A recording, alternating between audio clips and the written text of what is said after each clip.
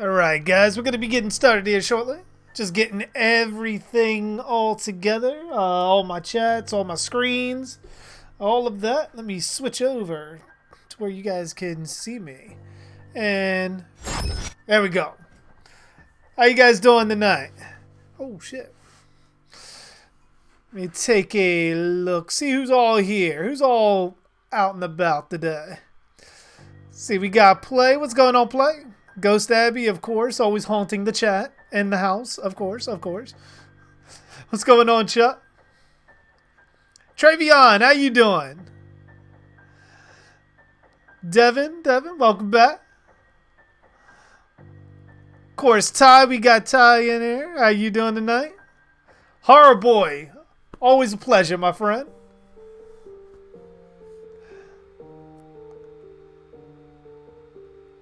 Hey, what's going on, Robert?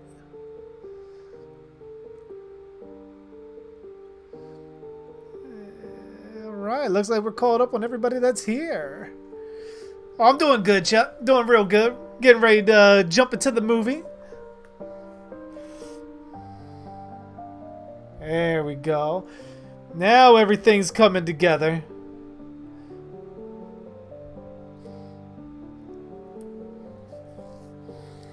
Hey, Anthony, how you doing? Do you think Roy Burns takes Jason's body in Friday the 13th Part 4? I mean, he could. He was a paramedic. Although, you would think a coroner would take the body, but then again, going by the continuity, we saw paramedics take Jason's body before.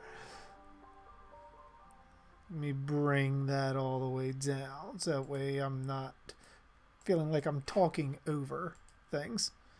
Okay, there we go. I'm doing good, Hardboy. Doing real good. Finally back on the stream. It's like from pretty much, what was it? Not doing it Tuesday, I believe it was. Kind of like threw me off, so now I feel like I've been gone forever.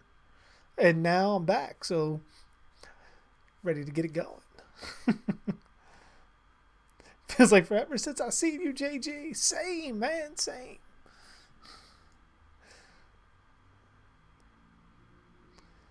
Like you have to see that every day. You know what, Abby?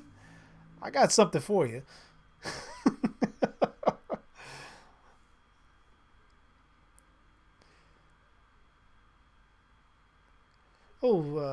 Idea for a Day of the Dead remake. Let me see. What do I think about making Captain Rhodes a good guy this time? And he is a 6-star general. And in the missile silo, along with the doctors, he is creating an army for humanity's last stand. I mean, that's kind of... you could do that.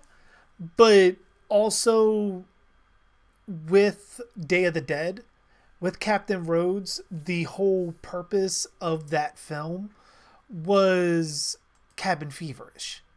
You're talking about people that have been locked together in this missile silo for God knows how long. And everything, the tension of everything is starting to get to them. They're turning on each other on the drop of a dime. And that's kind of where the premise of that movie really, really, really shows its strength. Is it's not really about the zombies. The zombies, similar to how they want to do with The Walking Dead at times, the zombies are ornaments on a really nice Christmas tree. Like, they're nice to have, but you don't need them for the story. At least not in this particular sense. What you do is you show the human element. The human element is what really draws you in. That's the same thing with Night of the Living Dead and Day of the Dead. Like, all of them have zombies and gore, and that's fantastic. But the human element is really what does them in. It's whether people can live together, whether people can get along with each other. And if they can all band together in this the living versus the dead kind of scenario, and it almost always breaks down.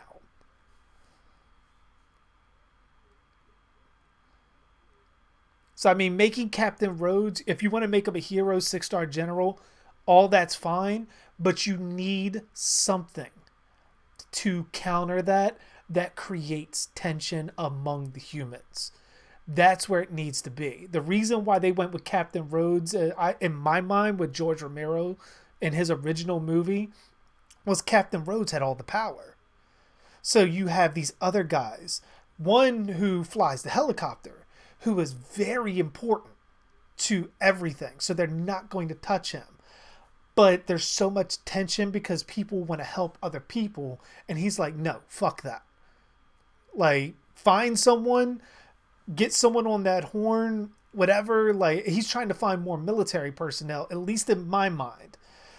And pretty much he's snapping under the pressure, especially since he wasn't the one in charge to begin with. So he was the second in command, because I believe the one above him had just died prior to the helicopter coming back to the silo at the beginning. So he was likely already snapping under the pressure of everything happening prior to that point. And then you give him power, and he's corrupted even more by that power. And because they hold the guns, now they're ready to enforce their will onto others.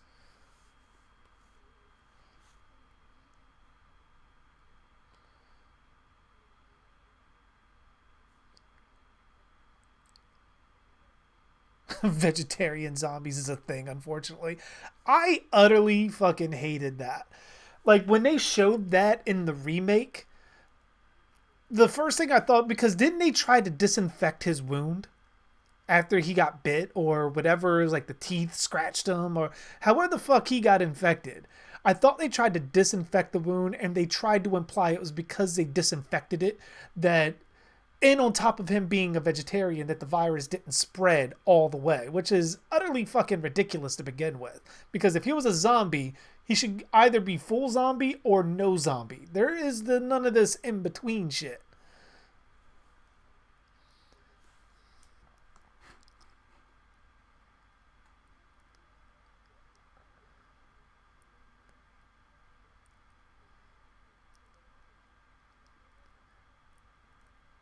Oh, sorry to hear about that, Play. Hey, Nicholas, how you doing? Oh, shit. Didn't even see you pop in, my friend.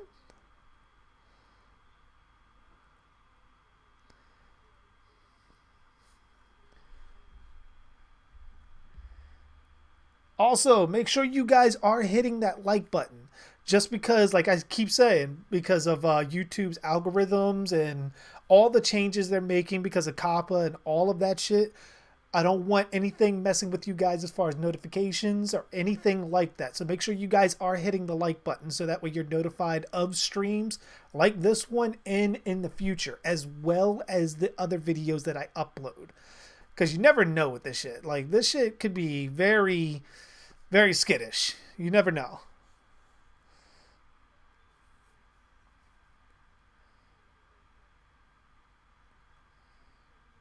Honestly,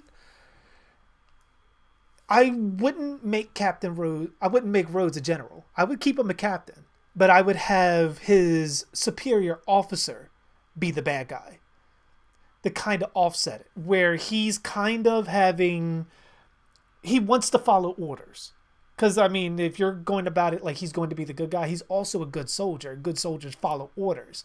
But he's also going to be up against his superior officer that pretty much he's going to have to disobey in order to keep people alive, especially as the movie goes on. At least if I was thinking of the story in my head. And because of that, it's going to put him at odds with his superior officer. And then you're probably, depending on how many other military personnel that you're going to have in that story, you're going to have a line drawn down the middle or everyone turn against Rhodes. And then you go from there. They're making a prequel to Night of the Living Dead. But I mean, why? You don't really need a prequel to Night of the Living Dead? I mean, Night of the Living Dead was, they kind of, didn't they already, would you consider Diary of the Dead kind of like a prequel to it? I mean, granted, it takes place in the modern day, so I guess you could kind of say it's a reboot prequel, but wouldn't that already have been a thing? I always felt like Night of the Living Dead kind of, you capture the beginning of the Dead Rising, so it wasn't really a need for a prequel. Maybe Return of the Living Dead. You give me a prequel to Return of the Living Dead, I'm there. Like, I want to see how the military got those zombies in those trioxin canisters in the first outbreak. That's what I would want to see.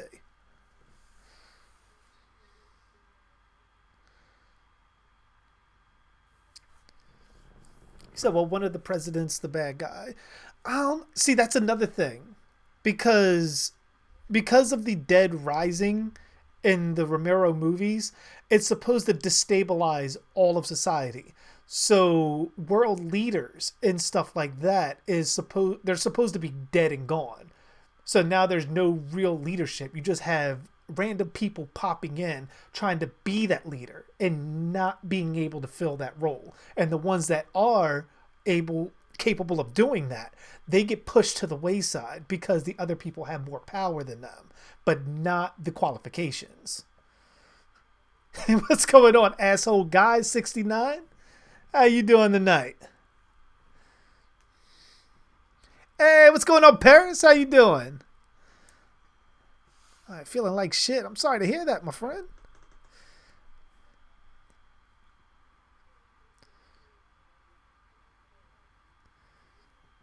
Exactly, Buzz. Night of the Living Dead, you don't really need a prequel for. But like I said, Return of the Living Dead. Now, what I think would be interesting that falls in both remake and reboot kind of prequel category, remake Night of the Living Dead, but set to the same kind of zombies that Return of the Living Dead had. Like how they said before they unleashed Tarman in the first Return of the Living Dead movie. They said, like, the guy changed some things around, talking about George Romero. He changed some of the story around, and so that way they wouldn't sue his ass off. So why not give us a Return of the Living Dead version of Night of the Living Dead? That's what I would want to see.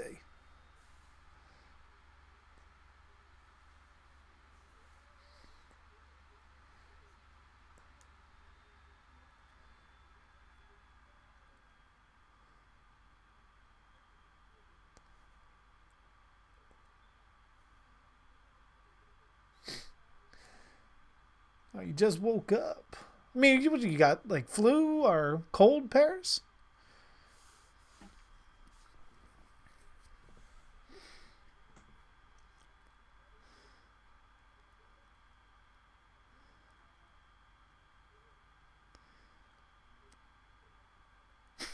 Happy, go to bed, or you will have a repeat of Monday.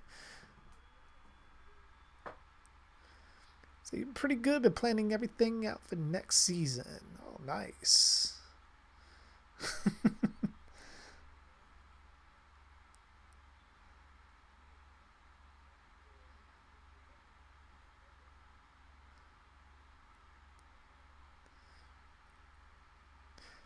But all right.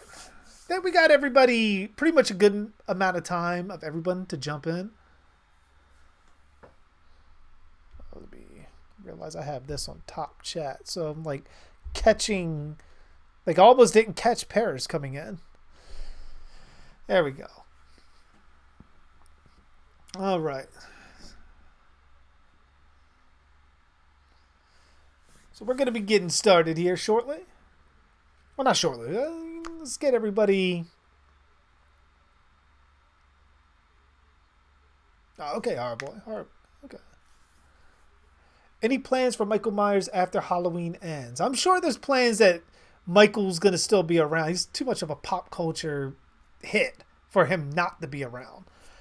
Whether they continue the Blumhouse Halloween timeline after Halloween ends, assuming that Michael dies at the end, that's going to be a toss-up. That I couldn't tell you. But I can almost assure you that Michael Myers will be back at some point, some way, somehow.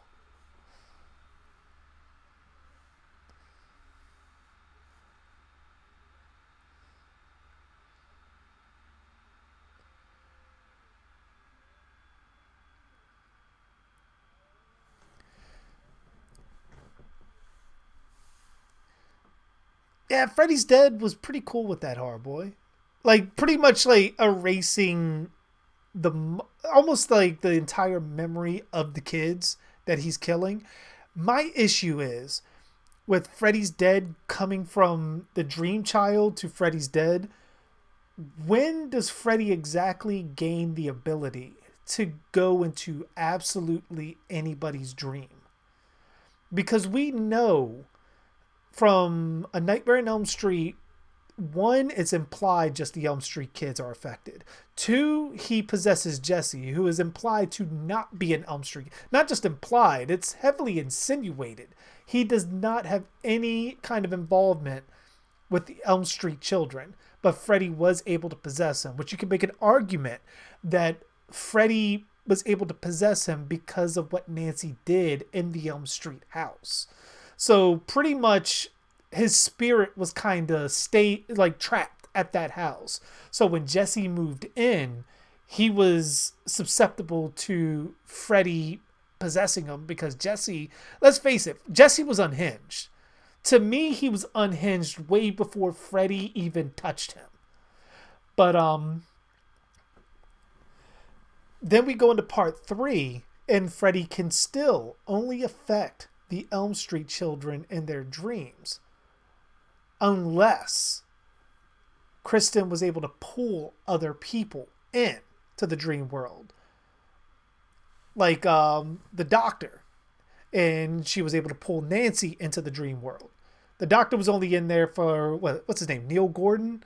He was only in there for maybe a couple of minutes before being woken up. And ultimately, him and Donald fought against Freddy's skeleton. Then we go to part 4 where Freddy kills the rest of the Elm Street kids and Kristen passes her power to pull other people into the dream world to Alice, which then Freddy uses Alice to pull other people into the dream world and he kills.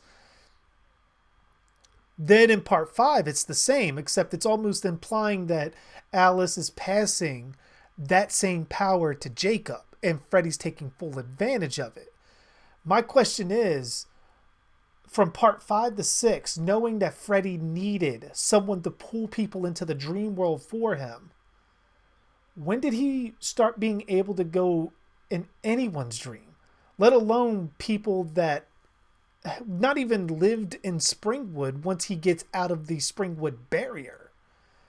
Like, they kind of just rewrote the canon altogether with how Freddy's power works.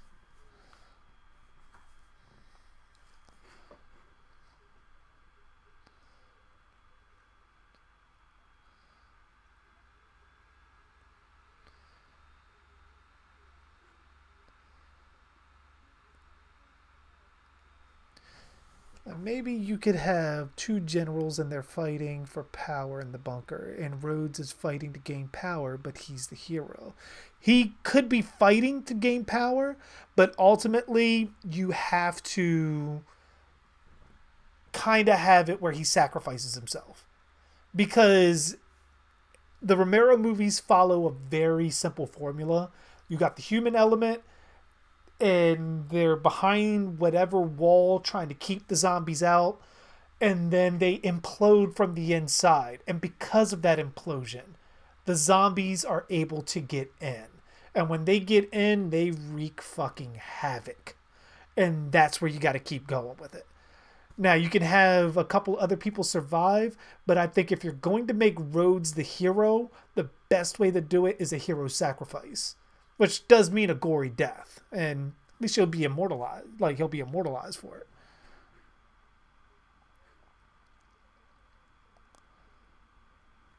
All right, what else we got here? Am I the only one who likes this Leatherface's design? He does look pretty cool in this. I'm not gonna lie.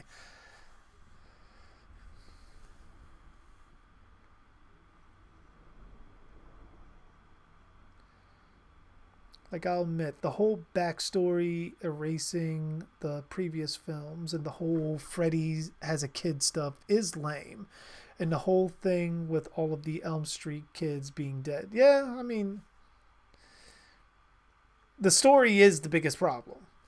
because I don't think the writers really took the entire series and tried to do something with the canon to keep it in line. I mean, they knew Freddy was a pop culture phenomena, and they really tried to capitalize on that, making Freddy as comical as possible and trying to get as many cameos as they can, like Roseanne, uh, Tom Arnold, Johnny Depp. Like, they tried to do as much as they could to make this as mainstream as possible.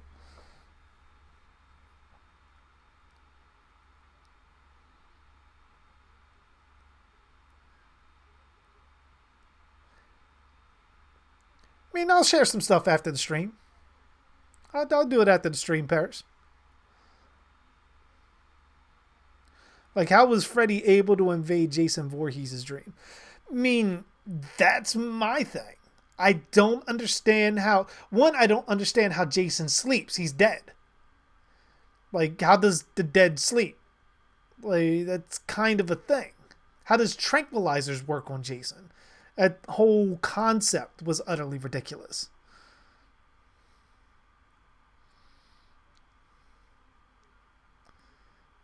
Oh, I see Play pretty much echoed that same sentiment. Say, can they continue with 1 through 8 Halloween movies? I'm sorry, guys. I know I'm going to get to Texas Chainsaw 3.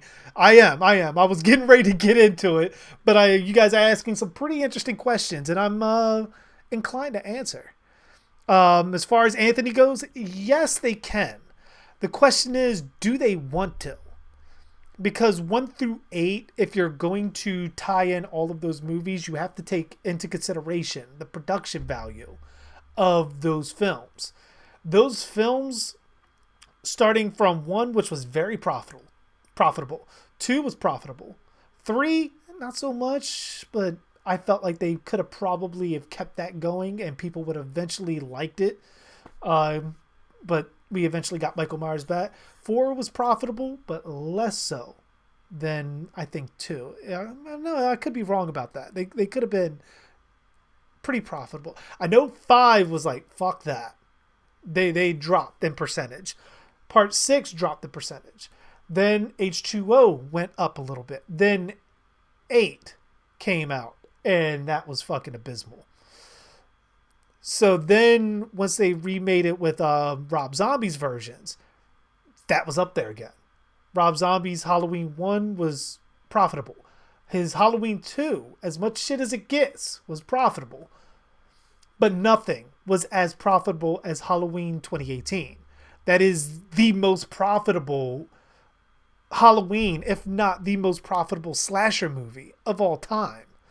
So, like, pretty much, why go back to something that wasn't as profitable when you have a motto right now that is super profitable, more profitable than the franchise has ever been? Like, there's no real reason to go back to the original series.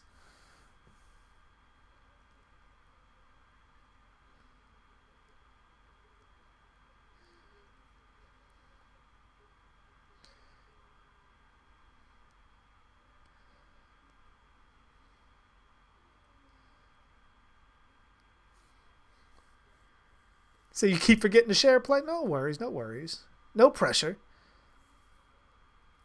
Dead but dreaming, like in Lovecraft's Necronomicon. I mean, if that's the route they were intending to go, they should have probably set that up a little bit better. At least in my opinion. But from everything we've seen of Jason going into Freddy versus Jason, there's nothing to imply that a tranquilizer would work on him, let alone would he be dreaming. Now, for the entirety of Freddy versus Jason, everything that happened was all in Jason's head, him dreaming and Freddy trying to coax him out into the real world. Like, let's say everything happened, and at the end, Jason wakes up in front of the Voorhees house, gets up, and then he continues to go to Springwood, thinking maybe he's going to attack Freddy. Like, the whole thing was to trick Jason to hating Freddy and knowing where Freddy lives and wanting revenge on Freddy for doing God knows what. You could have changed the story, had it where Freddy killed Jason's mother, like brought her back for a sequence, killed her, made Jason think it was real, and then when Jason woke up at the end of Freddy versus Jason, he's like, you know what? I know where I'm going. Let's go to Springwood. And he goes there, and that set up a sequel where we already had Freddy versus Jason in the dream world. Now we're going to have an entire movie of Freddy, Jason trying to go after Freddy in the real world, trying to find a way to pull him into the real world. And you get a body count on top of it.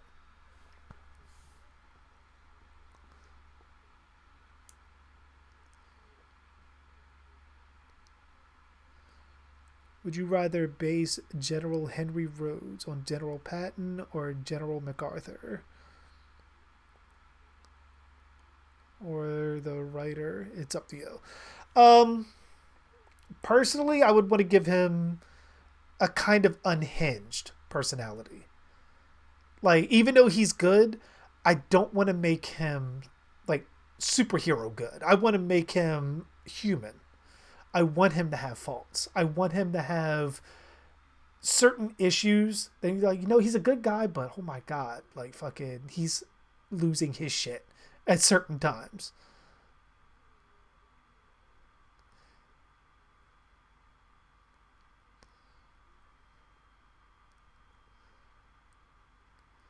Now, with Halloween 2018 buzz, my thing on it was kind of a nice return to the slasher movies of the 80s. Like when you watch even the trailer of I think it was the final trailer of Halloween 2018, I got a serious Friday the 13th vibe from it.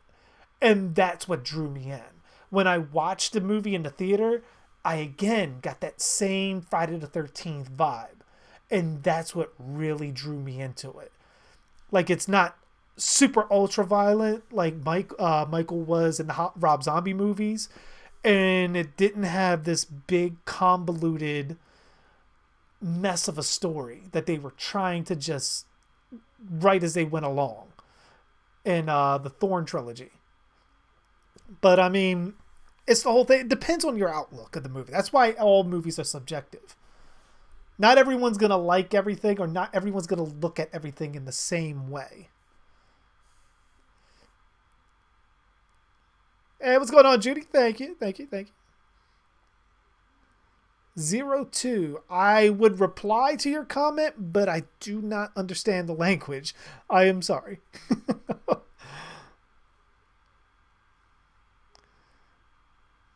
I wish Chop Top returned for this one. I want Chop Top to return for the next one. Bill Moseley has to come back and do Chop Top. Like, he has to. Because that has to happen.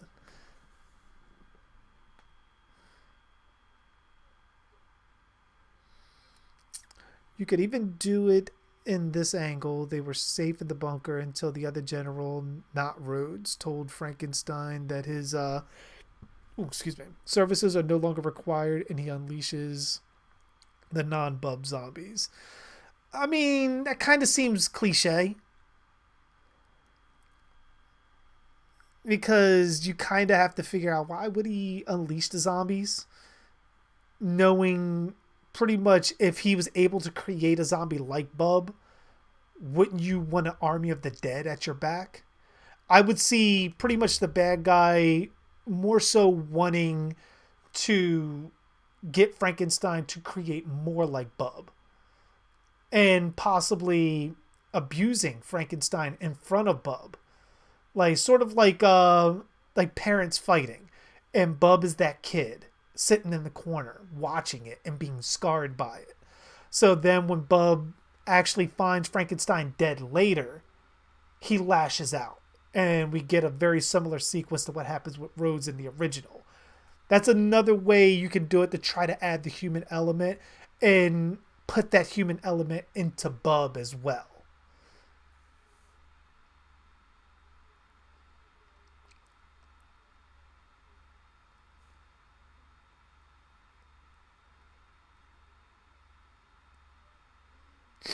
The Garbage Pail Kids. I haven't seen the Garbage Pail Kids since I was a whole lot younger, and I just remember them being extremely disgusting. And because I'm all about kind of like gore and disgusting things, I actually like the Garbage Pail Kids. Now, that was then. Haven't watched it lately. So if I was to put it on now, I probably wouldn't like it. But I can only tell you when I was a kid, I watched it and I liked it. I kind of had that sort of like how my daughter Bella is. She's very into disgusting things. So was I.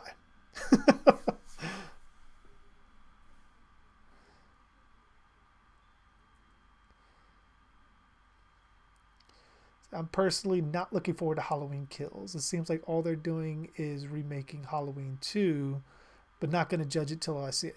That's what I thought at first.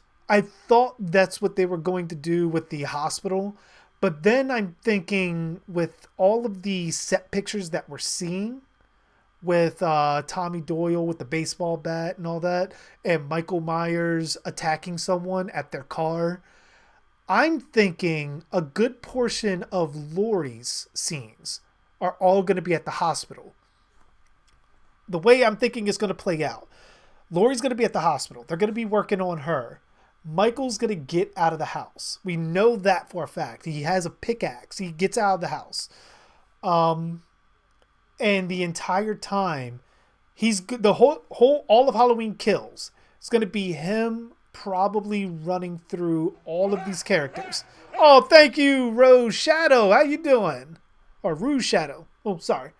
I wanted to say Rogue so bad. Thank you for following, my friend. But I'm thinking Michael Myers is going to just utterly destroy everyone in Haddonfield. He's going to be going after so many random people on his way to the hospital. And the movie's going to end with him finally making it to Haddonfield Memorial Hospital. Everyone else, he's going to absolutely fucking kill. They may see a couple of main characters even go from here on out. Like we may have Karen fucking get killed. I don't think we're going to have... I think Allison's going to survive the whole thing. But I'm thinking Karen's going to get killed in Halloween Kills. Along with a lot of the people like Tommy Doyle and Lindsay Wallace. I'm thinking they're going to get killed and Karen's going to get killed. And Halloween Ends is going to be Laurie possibly escaping Haddonfield Memorial Hospital as Michael gets there. And then Halloween Ends is going to be her re-gearing some kind of way back up to take on Michael. And it's going to end with her and Michael killing each other. Which was supposed to be, from what I remember, the original ending of Halloween 2018 was supposed to be. You're very good, Shadow. I'm glad to hear it, my friend. Glad to hear it. Fuck Day of the Dead 2018. I'm in your camp on that one, horror boy.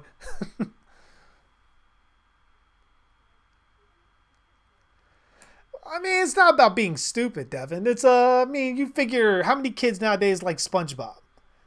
And stuff like that. Like, I mean, or I don't know what kids like nowadays. All these like cartoons and shit. Like really dumb fucking cartoons. If you equate that to back in the 80s and 90s when I was a kid, you had Garbage Pail Kids. You had Ren and Stimpy at one point. Beavis and Butthead. You had a lot of disgusting cartoons and shows or movies like that that pretty much equate to what it was today. So it's essentially the same thing, just in a different form. You're excited for anything Halloween. Okay. I mean, I am too. Anything that revitalizes the slasher genre, I'm all for. Even if it's a franchise I don't like. Like, I'm all for it. Like, as long as it takes to keep the slasher genre revitalized, because you figure even if you don't like Halloween 2018, it is likely the reason why we're going to get the reboot for Texas Chainsaw Massacre, which even if you're not for reboots, we're getting a new Leatherface movie. Just look at it like that. We're getting Candyman back. We're getting another Hellraiser movie back. We're getting Freddy Krueger back at some point, whether it's played by Robert, I doubt, but we'll see. And eventually, hopefully, praying, we eventually get Jason Voorhees back. And we're likely going to get a slew of other slashers, maybe lesser known slashers, coming back as well. Hopefully, they decide to do another Black Christmas that actually pays homage to the original and not the bastardization that we got in the theaters. I mean, yeah, Shadow, like, even if it's a reboot, I'm there because I love the franchise and I love the genre. Now, if the reboot isn't good, yeah, I'll voice my opinion. But I'm not going to just poo-poo it away just because it's a reboot or timeline reboot or anything of that. Because the way I look at movies, especially with Halloween 2018, I look at things like that similar to how you would look at comic book universes, where you have the main universe. Like, let's say, because Crisis of Infinite Earths on the DC TV shows and the comics, for instance. We have Earth 1, Earth 2, Earth 3, and so forth. The original continuity of Halloween 1 through 8, if you want to picture all those being connected, even Part 3, that could be Earth 1. Halloween 1, 2, H2O, and Resurrection, that could be Earth 2. Halloween 1, 2, 4, 5, 6, and just having that, nothing else, that could be Earth 3.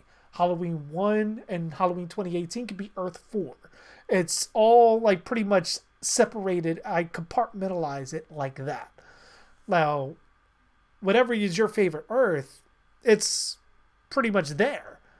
Now, the only thing is Halloween in this Earth, or Earth 4, I guess you could say, that's ongoing. That story's still going to be ongoing. But we can get an Earth 5 at some point. We can get an Earth 6, 7, 8, 10, 157 by the time it's all said and done.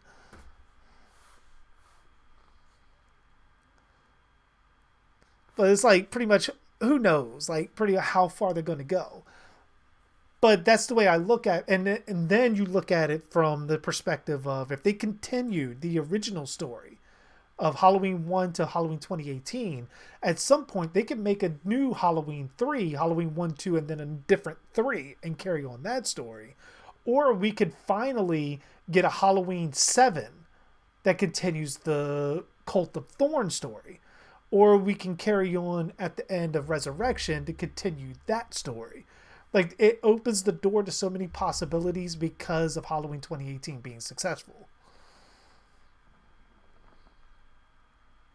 Oh, no, we haven't started the movie yet. I got so much into conversation about all of these movies, Buzz, that I pretty much am still working my way in. We're going to get started here shortly.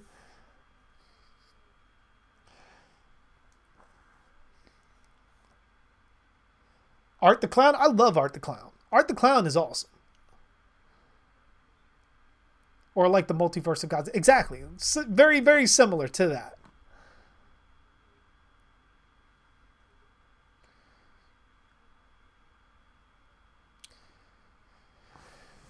All right. So,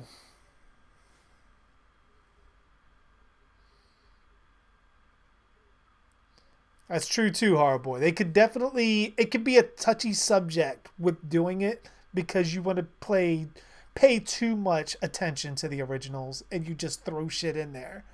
Or you play it so differently that it's unrecognizable. But that is why I did my one video. Like remakes, the whole thing about remakes and reboots. Remakes is taking the original script and changing things in a one shot. Reboot is pretty much trying to create the same narrative, but in a much more successful way, at least in my mind.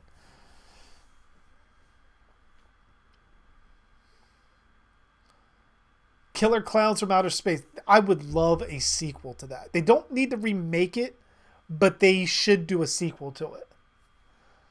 Art the Clown versus Captain Spaulding. As much as I love Sid Haig, Art the Clown. I would have to go with Art.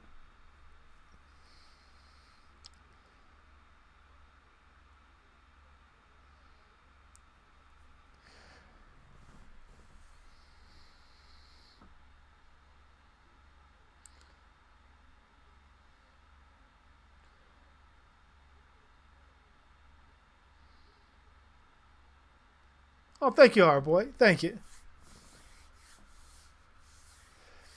But all right.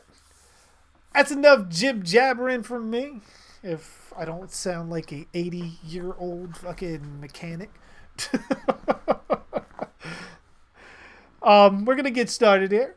So, assuming you guys have your copies of Texas Chainsaw Massacre 3 at the ready, for anybody just joining that has not been here before, the way this is going to work is I'm going to give a countdown for the movie to begin. I'll be hitting play. You won't hear it, you won't see it, but I'll be doing a commentary for it. I give the countdown, so when I hit play, or I say play, I'm fucking that all up. When I say play, you'll hit play, I'll hit play. We'll watch the movie together. It should be in sync enough to where if I make mention of something happening on screen, you should be seeing it too. Assuming that you have the same copy I do. I don't think there's a separate copy of part 3, is there? Is there like a director's cut or anything like that? I think I got the basic cut of it. But once we get going, if you do not have the movie ready, that's fine. Stick around, chat with us. I'll be talking to you guys and watching the movie. A good portion of my commentaries don't just involve the movie. Sometimes we get in conversation for the entire fucking movie. Which is good that we got to this conversation beforehand, because I'd have probably talked through more than half the fucking movie right now. Like with something that's completely of a different title. And with that being said, let me turn off my speaker sound. So that way, pretty much you guys can't hear the movie. Unfortunately, you guys can't hear the alerts when they pop up too. I hear them. And sometimes they scare the fuck out of me, but I hear them.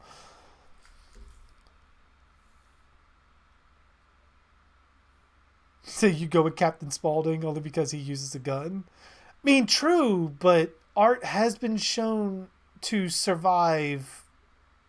Didn't he get shot at the end of the Terrifier? He shot himself, didn't he? Do I think Art the Clown is immortal? I mean, I don't know if he lives naturally forever. Like he won't die eventually of being withered away.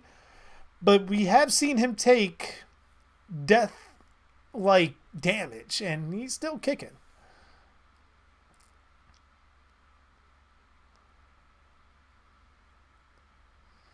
Alright, so let me pull that up real quick. Set my thing up, and then we will begin the countdown and start the movie. And we begin in 5, 4, 3, 2, and 1. Play. Oh shit, New Line did this? Well, I guess so, because New Line did the remakes too, didn't they?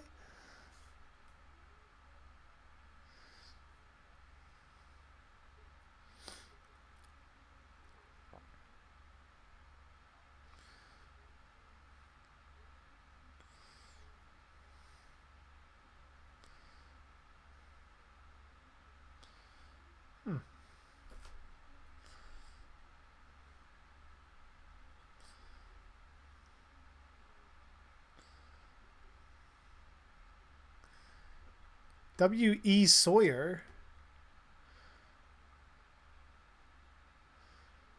Who is W.E. Sawyer?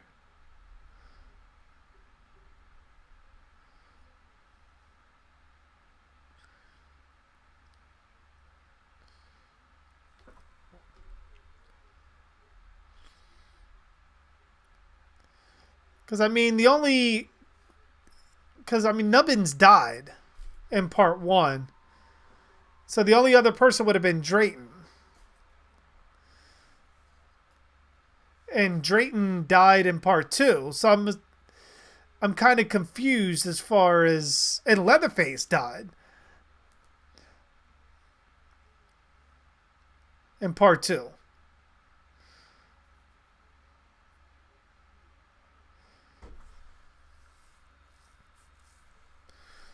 So I mean, is this a remake of sorts? Or not a remake, sort of like a timeline reboot that they did. Just completely brushing part two away, and this is supposed to be a true part two, but with the part three number?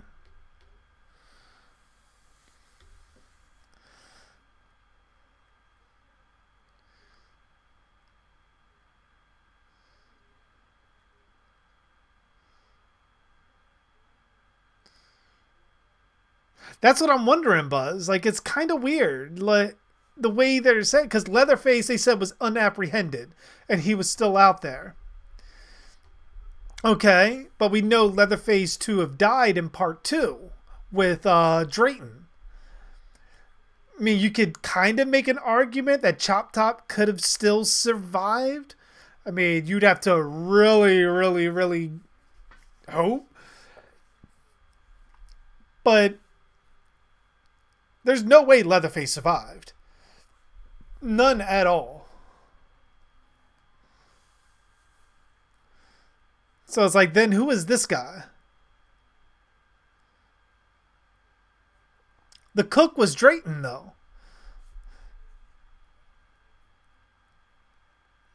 So was Drayton going by a different name?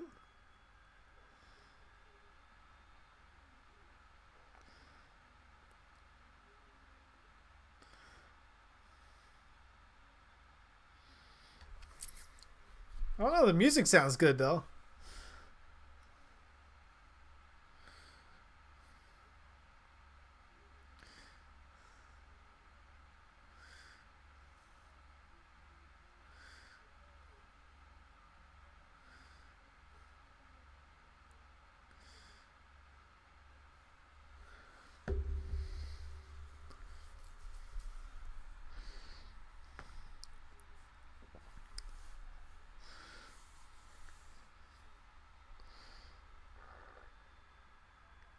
And Stretch makes a special appearance in this movie. Okay. I thought I heard that before.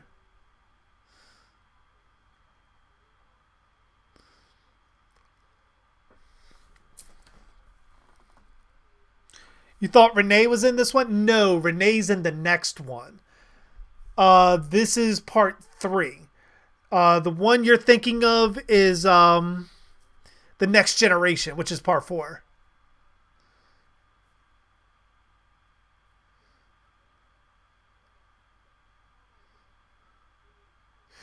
That's what I thought too, Buzz. Like when I saw the leg brace, I instantly thought that, okay, is that from the chainsaw cut?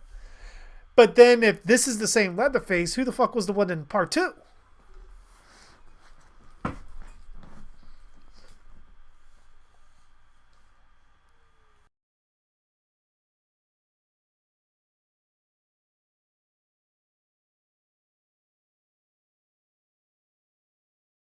And I gotta watch it next.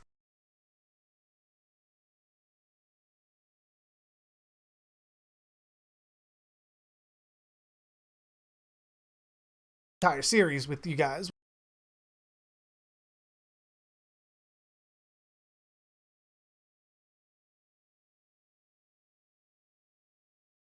Oh man, when Renee Zellweger yells at Leatherface and he sits down, just taking the abuse.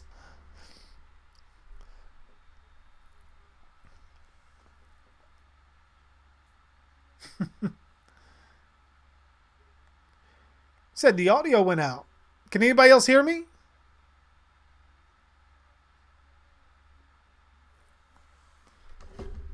Oh, let me check to make sure. When Renee Zellweger yells at Leatherface and he sits down, just taking the abuse.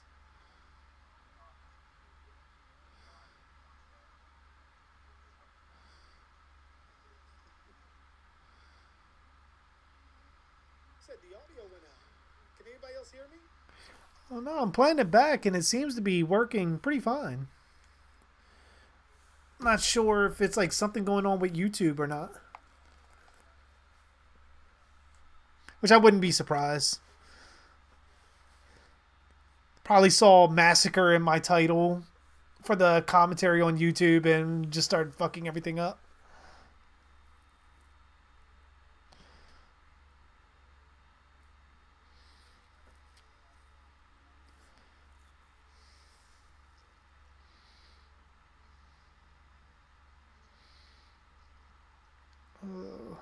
It just looks nasty.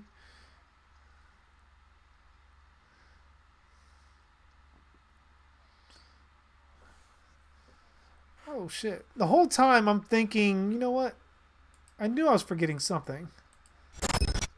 There we go.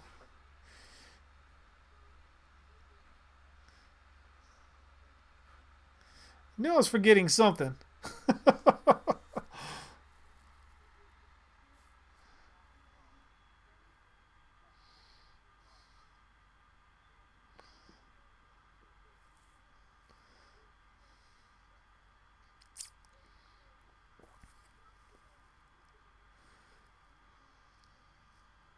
Oh, thank you, Shadow. Thank you.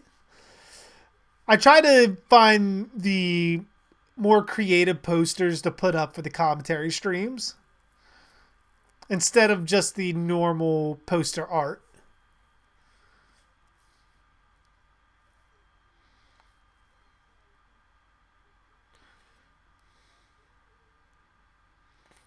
That's Bigfoot.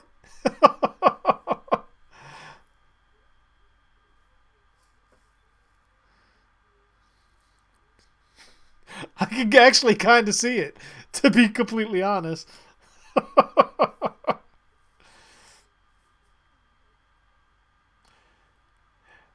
That or from the hair in the poster, did anybody else get a Kevin Sorbo Hercules kind of vibe from that? Or is that just me? Like if Kevin Sorbo was Leatherface.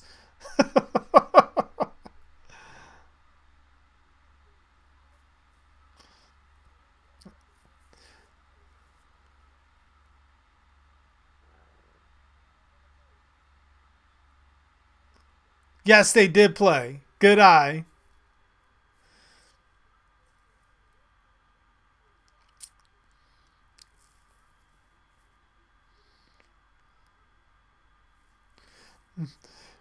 Imagine seeing a Leatherface when you're going to the bathroom at 3 a.m.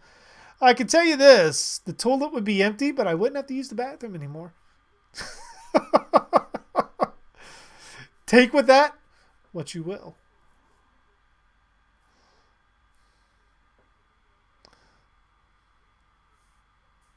Yeah, he does, Chuck. Hercules, the legendary massacres. Yes! Fucking chainsaw and all. Ares wouldn't stand chance. Is this the same Leatherface from part 1 and 2? That's what we were just talking about, Anthony. Because we know it can't be... It's one of two things. Either this is the Leatherface from part 1 and the Leatherface from part 1 was not in part 2. Because we know Leatherface dies in part 2. Or... Fucking... They just rebooted it. Like, it's one or the other. Like, it's... the way they have that. Because, I mean, Leatherface took a chainsaw to the gut and impaled him with the grenade that exploded underneath the table with Drayton.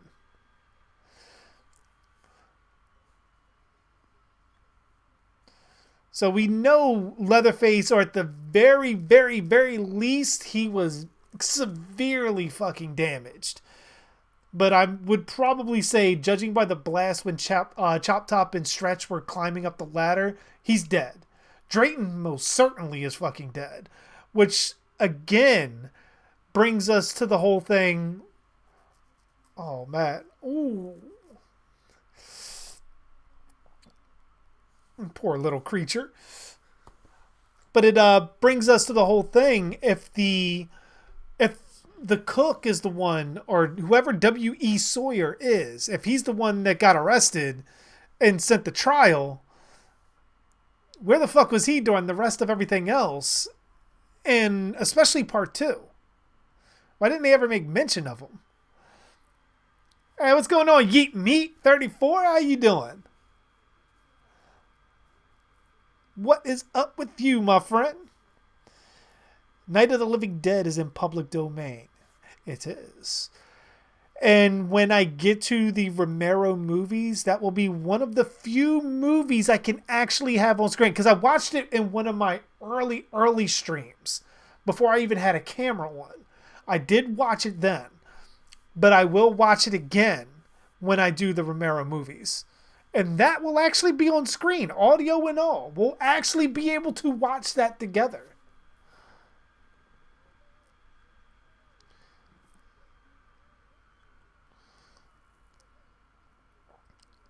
I vaguely remember that trailer, Robert.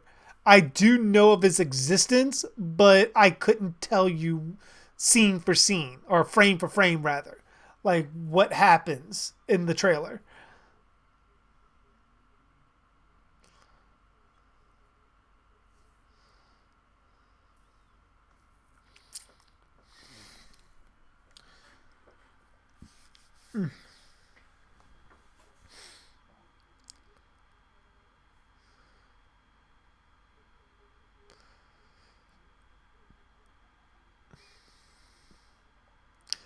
Kind of sounds like Billy the Puppet from Saw. Like the laugh that the puppet gives, just slowed down. 369. Pay for it. 369.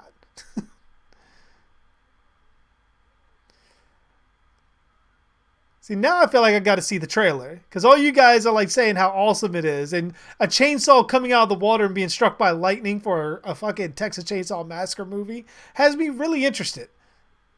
Like I said, I vaguely remember it, but I don't. I just know of like freeze frames. Like I remember the chainsaw and I remember the lightning, but I couldn't. It's not like playing in my head.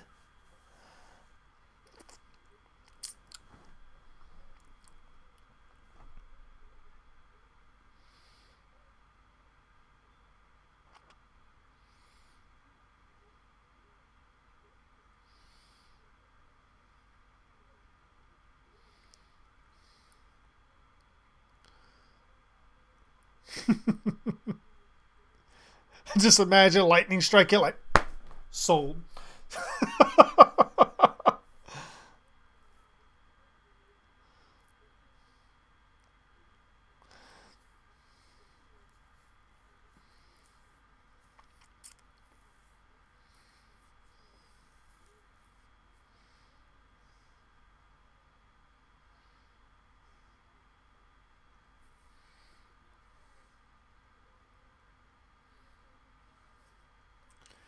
Thoughts on the Grudge remake? I mean, I'm a fan of Jay Har, so I'm all for it. And if they're saying this is going to be an R-rated scary ghost movie, I'm there. The fact that I find it interesting that this is going to be a true sequel to part 2, that has me very intrigued because I saw the straight to DVD part 3 that they did. It's okay, like kind of weird with Kayako's sister following her spirit to Chicago in the apartment building. But it's like, why did she never go to the house? Of all the years that the ghost's been there, you choose now to want to be a good sister and try to exorcise her spirit. Like, it was kind of really dumb how they did that. But this one has me very interested, especially after watching the trailer.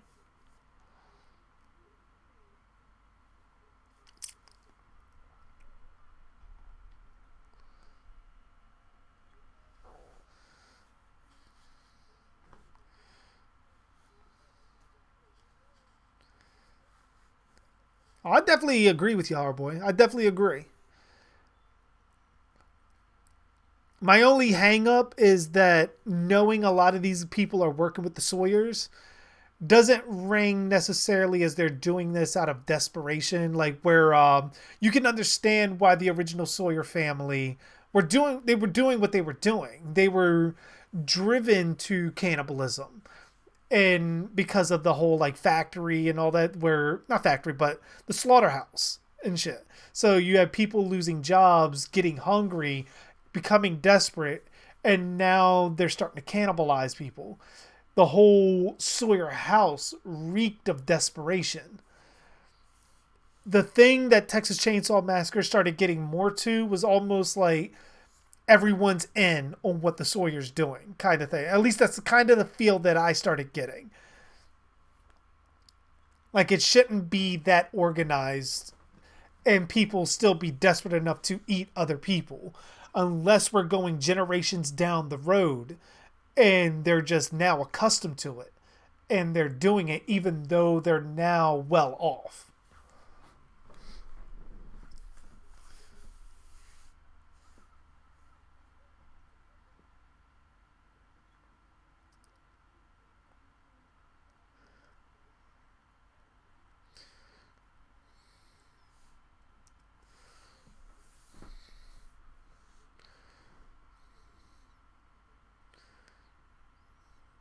I think the hitchhiker's jacket was likely with his stuff.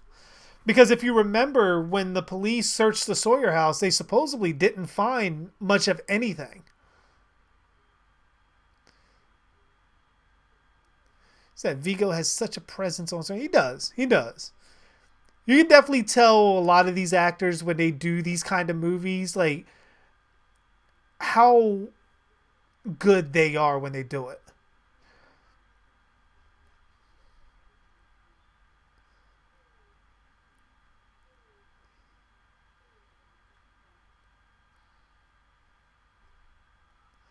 That's, I remember saying that horror boy the first time I watched this. Like, how the fuck did he survive?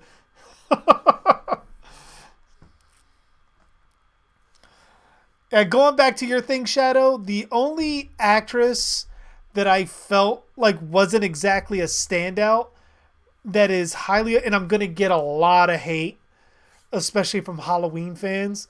But I think Jamie Lee Curtis's performance in Halloween was not as good as people think. I mean, if you compare her acting to Adrienne King in Friday the 13th, pretty on par with each other. But the standout performances in those movies are always going to be Betsy Palmer in Friday the 13th and Donald Pleasance over the leading ladies. And that's kind of how I've always looked at that. But you got like Vigo here, like fucking good.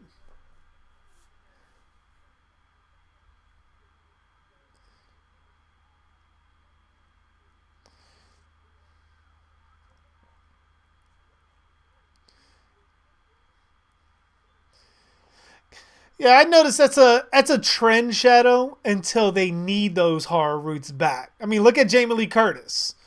Like she completely divorced herself from Halloween until it was convenient for her to come back and revitalize her career.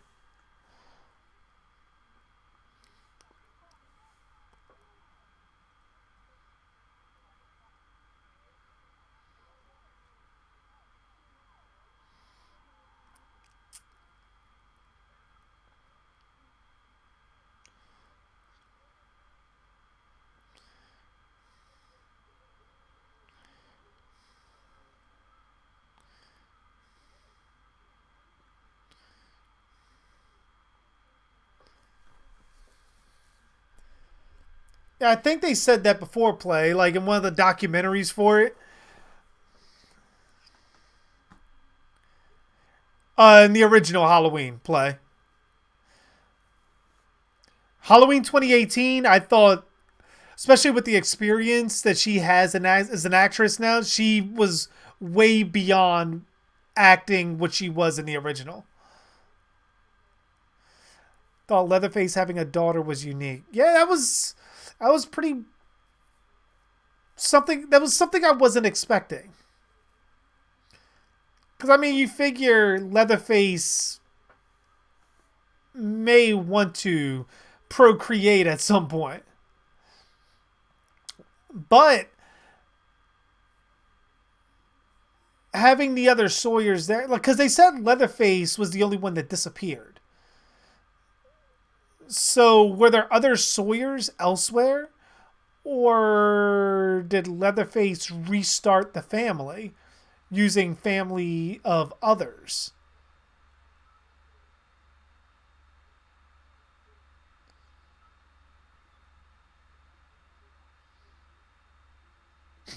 Really? See, I don't have the DVD. I have a digital copy of it, so like pretty much I don't have access to the main menus of it. So I did not know that, Horror Boy.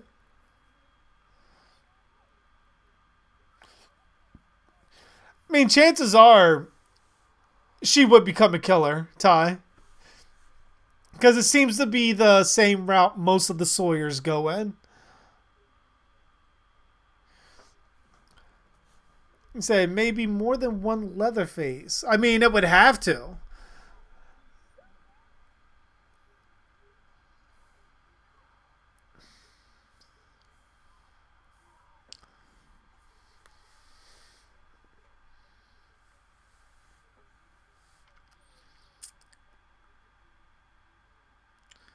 Leatherface did, with Stretch. Might have been that chainsaw dance. He saw her on top that hill just doing the chainsaw dance at the end of part two, and it was like serenading him.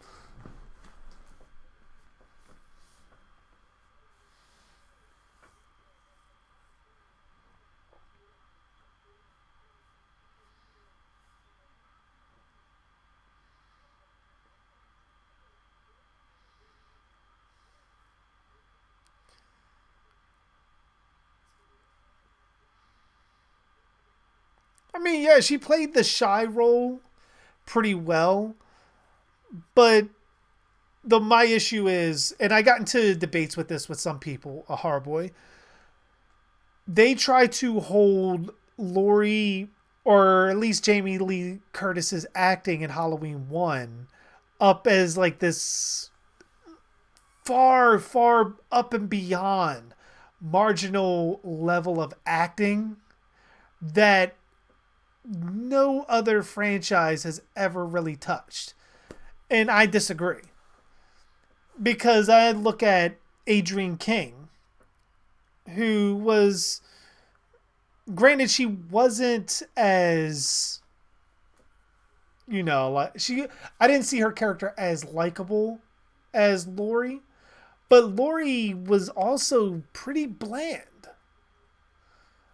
Like, both of them were really bland. If I'm being really completely honest, Laurie and Alice was really bland in their respective movies.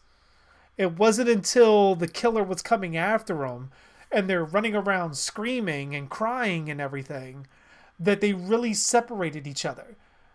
And Alice, Adrienne King's Alice, proved to be a stronger character than Jamie Lee Curtis's Laurie. Both of them fought back. Both of them ended up surviving. But in the grand scheme of things, when you look at what both characters, like their acting on the ends of each movie, they're both in different places. I get that. But the acting, I felt like, was close to the same level, but it was taken in different directions.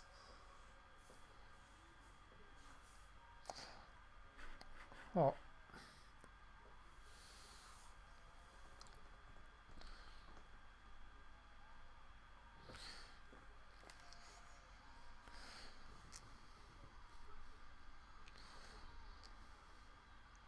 Yeah, I get that with the change to Laurie in the remake.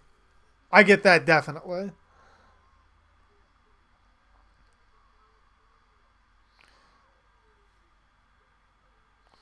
I did not know that play. Really?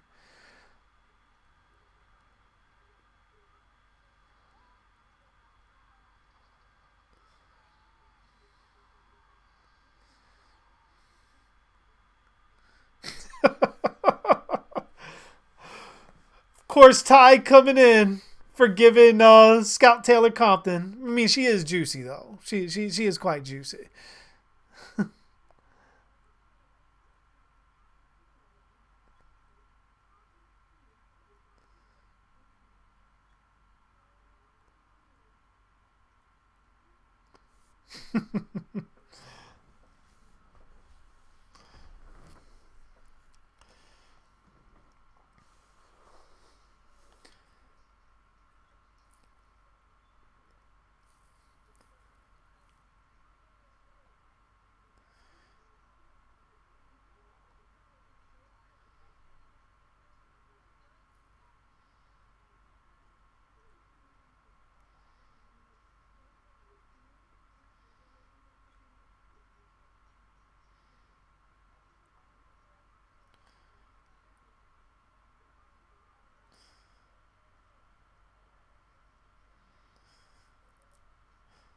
I mean, I can kind of see that where pretty much like Laurie starts off at Halloween 1. She's very introverted. And because of that, she's she's just very almost timid like. And you're taking that person and you're putting them through a situation where she's discovering her friends are dead. She's trying to survive by any means necessary, running to house, all that, and screaming and everything. But at the same time, like when now the whole part when she's dealing with Tommy in the house and like she's yelling at him and everything, and she realizes Michael's in the house. There's certain things that I will compare to Alice as far as acting goes. That's pretty much like, okay, now I can kind of give that point to Laurie. I give that point to Alice, and going back and forth. Now I get what you mean, how they're portrayed, how the characters are developed and portrayed, and all that. I get that, but when most of the debates boil down, it boils down to the acting alone. And a lot of Halloween fans, or at least not a lot, but a good portion of toxic Halloween fans that are just against anything other slasher, like basically the chillins of the world, they will ultimately go down saying, Jamie Lee Curtis's performance in the original Halloween is the marker. It is the measuring stick of acting in all of the slasher genre. And that's where they lose me. Like, don't get me wrong, I love Laurie. I love Laurie in the original. But if we're talking acting, there are a lot of other actors in other slasher movies, especially the initial entries, that are better.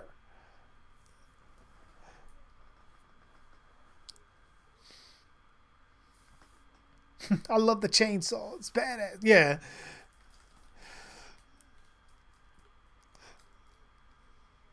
Longest chromed out chainsaw. Pretty much. I just like that he has like the whole like saw his family on it. Taking Drayton's words. Although it's still no mention of Drayton.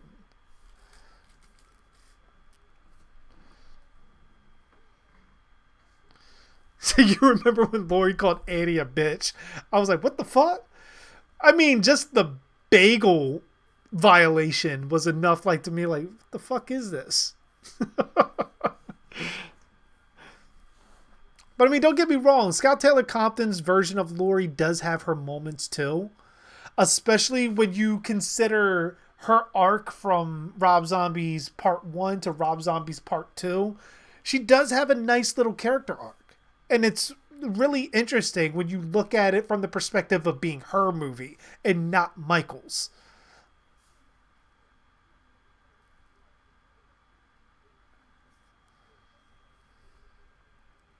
Oh, you have a good night, Nicholas.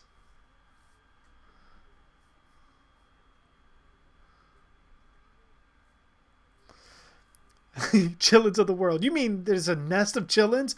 Trust me, Buzz. If there's one, there's likely an infestation somewhere.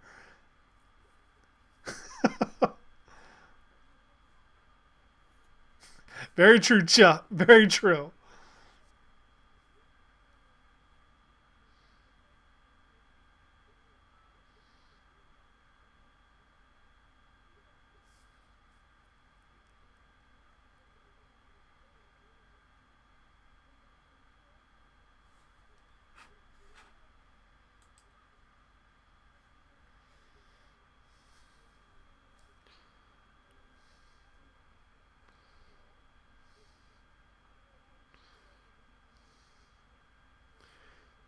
I can't stand Star Wars fanboys. Don't get me wrong.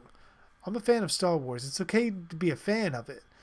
But to be a fanboy and say the special edition changes affected your life is it's absolutely fucking ridiculous.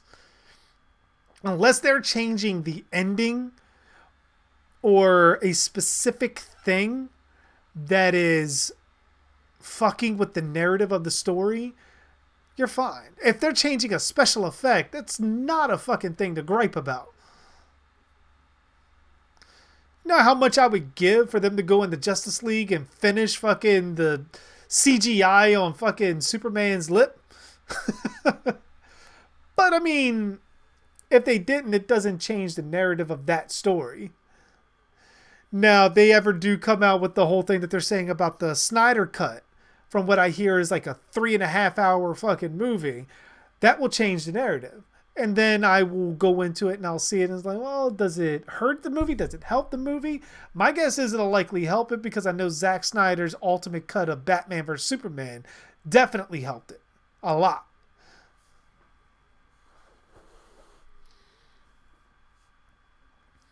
But to say that it's, like you say, like blasphemy or anything is utterly fucking ridiculous.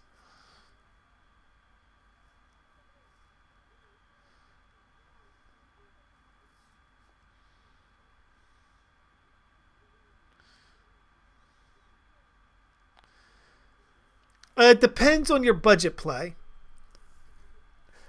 and how much you want to get into it. Personally, if I was to cosplay Leatherface, I would want the costume that he's originally seen in. Like the initial scene where he bops the guy in the head with the mallet. The apron, the well, not sleeveless, but pretty much got the short sleeve button up, and the killing mask. That's probably the one, basically the same thing he wears in Dead by Daylight. But if you want something pretty easily attainable, you can always go with the pretty lady mask and the suit. Hardest thing to get would probably be the chainsaw.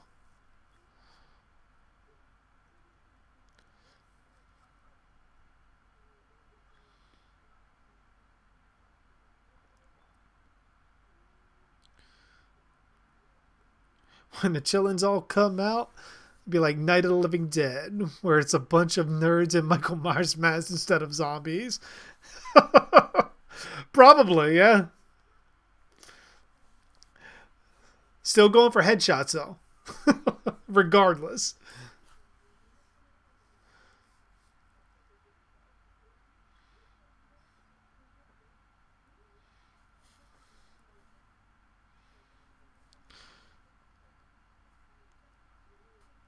I mean, and that's my thing, horror boy. Like I watched the prequels and I watched Hayden Christensen's performance.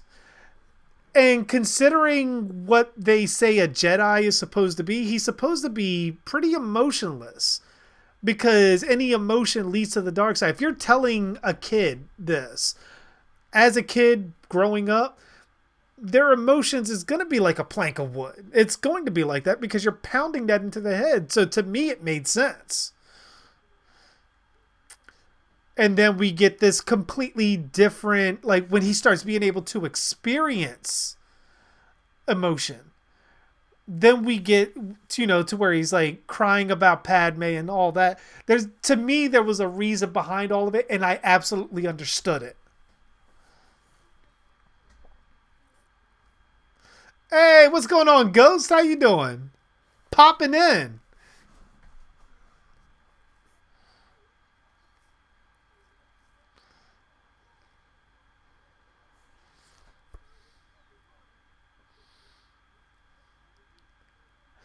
You have a good night, Ghost. Hope to see you again soon, my friend.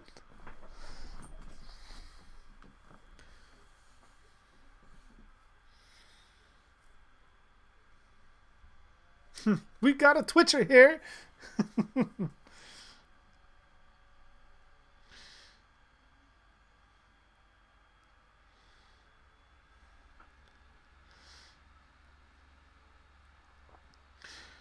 Now, wouldn't it have been some shit if Ken Foree's character was actually playing like Grizzly Joe or some shit like that. Yeah, Last Jedi was completely was like forgettable to me. So many wasted opportunities, and then when you finally get something that you think you want, it's fucking them fucking with your head. It's like Leatherface is like almost a super villain with souls.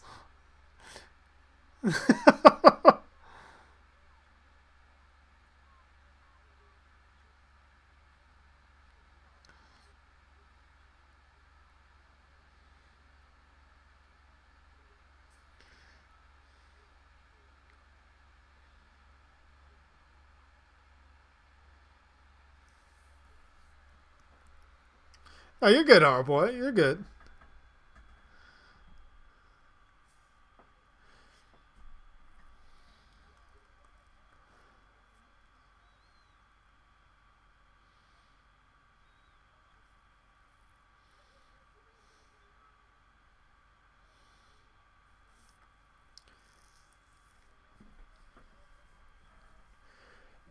Like my thing is horror boy with the Star Wars films, even the Last Jedi. Once this next film comes out and I actually get added to the overall collection, I want to actually watch it from episode 1 all the way to 9 to see how cohesive the entire narrative is. Because, I mean, you look at it from the perspective of almost a television series. Sometimes you get an episode that gives you a bunch of information. Sometimes you don't get hardly anything. Sometimes you just get filler.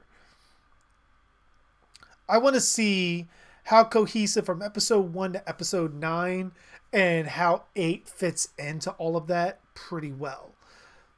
And then I can judge it on those merits. Because, I mean, when the prequels are coming out, it's easy to judge episode 1 and then pretty much just judge it individually. But when you get all the prequels and you go into the original series, episode 1 through episode 6, then you can judge the merits of, okay, I see how this kid grew up to become this and why he would have such affection for Luke at this point and stuff like it. Like it fits better as an overall narrative.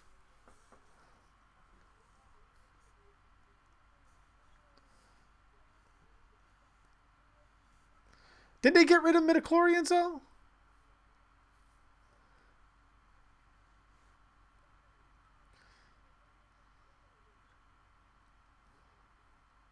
It forced its way into oblivion. Touche. Touche, Buzz.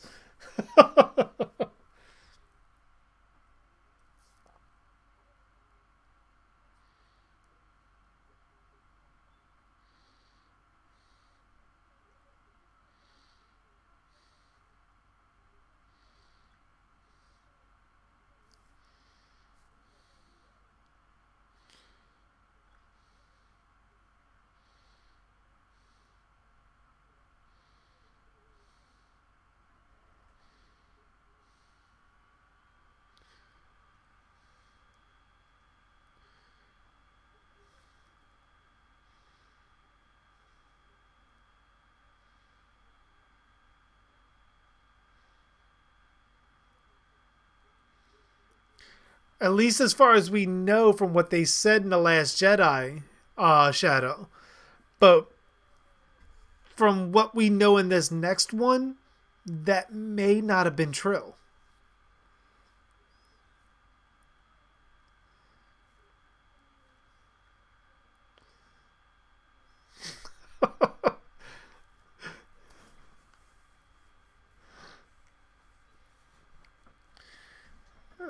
Talking about berries that were thrown up once already.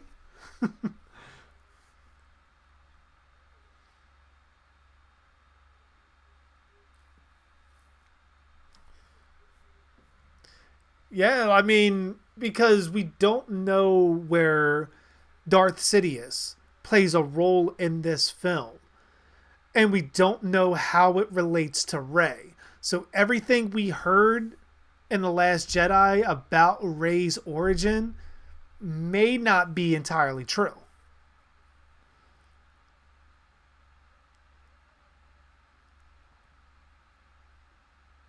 Sounds like Leatherface needs to oil his brace.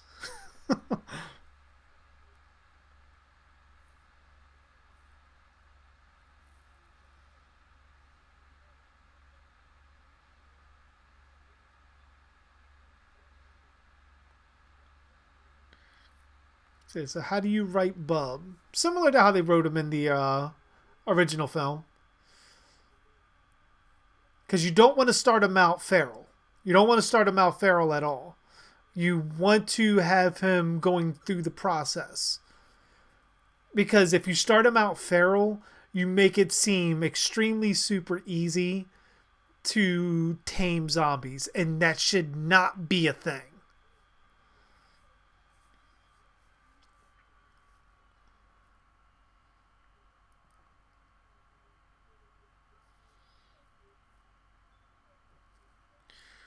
And didn't he just get cut with like a surgical saw or like fucking a Dremel like on his leg? Looked like it was like in the calf part too. He's like running like he doesn't feel anything. He should be limping like Leatherface.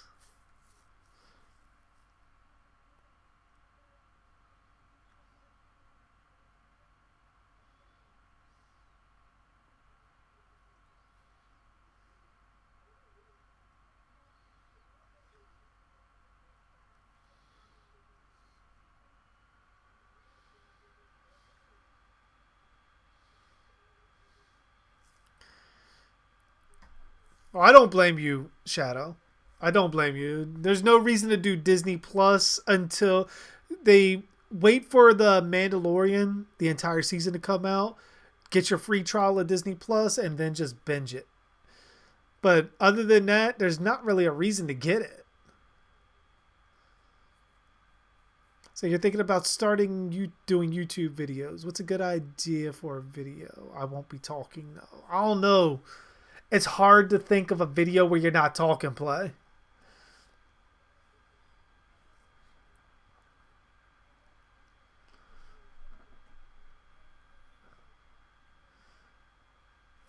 Just like choke their ass out.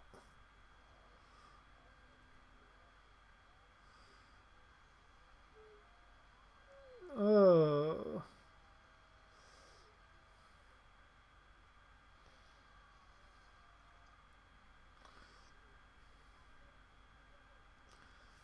Well, at least we matched, not matched, but I mean, I'm always looking at chainsaw deaths from part 1, which if you guys didn't know, like, well, some of you that weren't here for the original Texas Chainsaw Massacre commentary, I think there was, only one chainsaw death, and it was Franklin. So it should have been called the Texas Meat Hook Massacre or the Texas Mallet Massacre. So anytime we get more chainsaw deaths in the series, it actually lends itself to the title.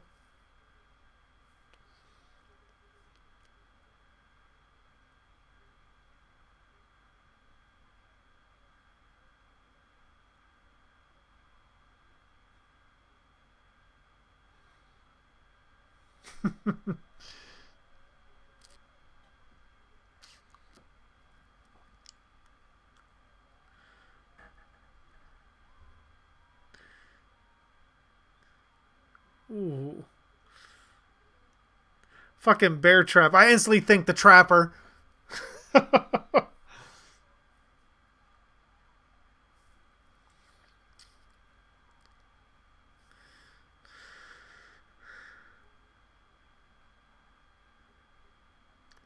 don't know, if you're going to do like Sonic CD videos, I would still say you could probably do a voiceover. But do a voiceover for Sonic and just have him doing funny things.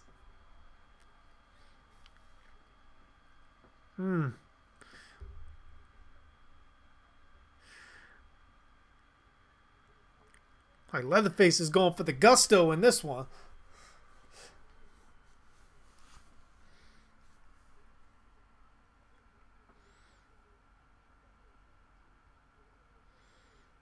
Do I think they can make a real life lightsaber? Not in the sense of what they can do in the movies. I don't think we're going to get anything like that. Like a fucking extended laser light that stops at a certain point. Because, I mean, light doesn't work that way. So, I mean, in that sense, no. They can create which I believe they have a YouTube channel where they actually did that. They can create a sword that burns nearly as hot as a lightsaber. But also, it's like, essentially, if I remember right, it's like having like a flamethrower inside of a blade kind of thing.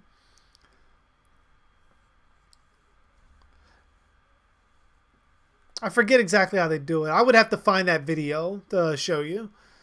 But even then, I don't think it's necessarily as hot as that. It can't be because, I mean, the way the lightsabers are shown to be able to cut through things, if it was in any kind of tubing, metal or anything, you would have to worry about that thing liquefying from the heat. Yeah, you can use a robot voice. I mean, that could be fine too. Ooh.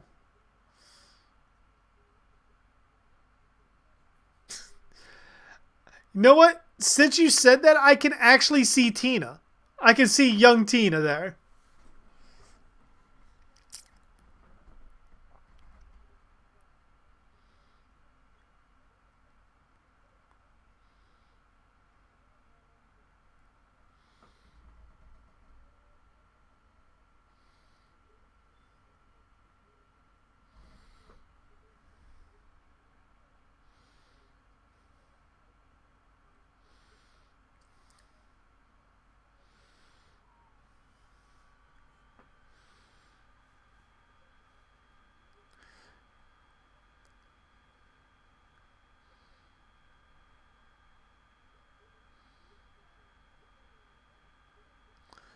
Oh, what's going on, Gabe? What happened? Who said what? Who we gotta crash? Where we gotta go?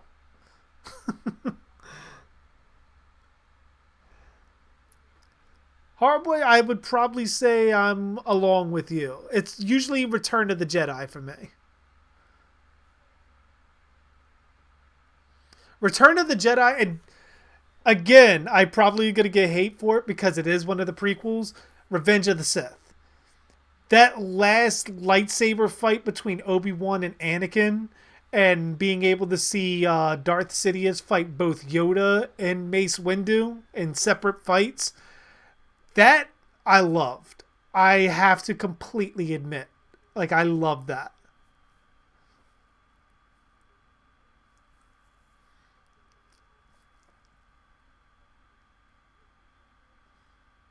Yeah, Grandpa's long since dead.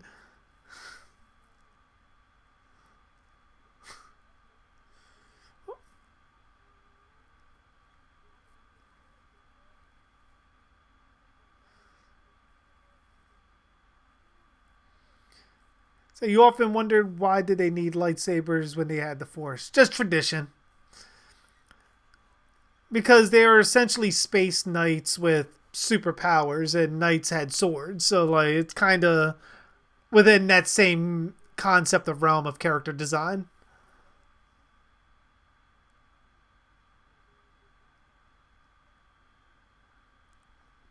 No. Yeah. I know that's in there.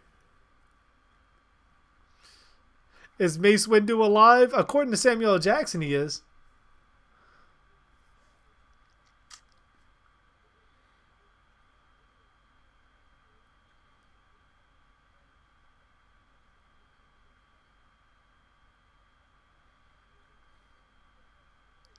Oh, that's extremely juicy, Buzz. Juicy enough to know that I may have to check that out.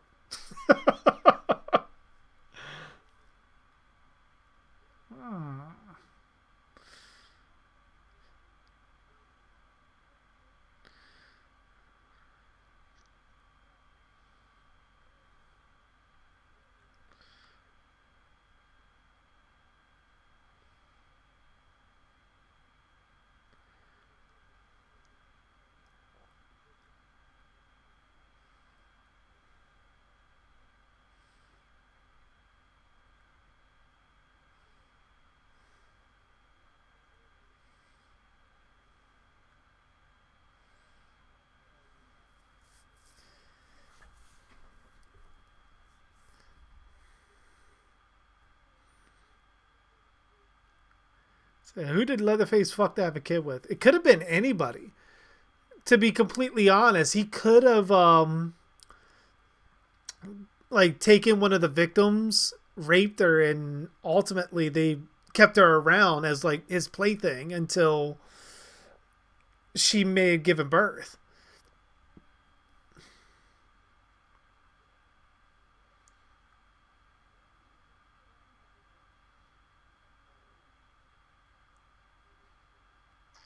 Oh yeah, I completely agree, Gabe. I completely agree. That's why I even said Revenge of the Sith. I love their fight, the coordination between how they do things, and then seeing Sidious fight against Mace Windu, and then again against Yoda later. Those put that up there for me. I love those scenes. And everything leading up. I thought Revenge of the Sith was a pretty decent movie.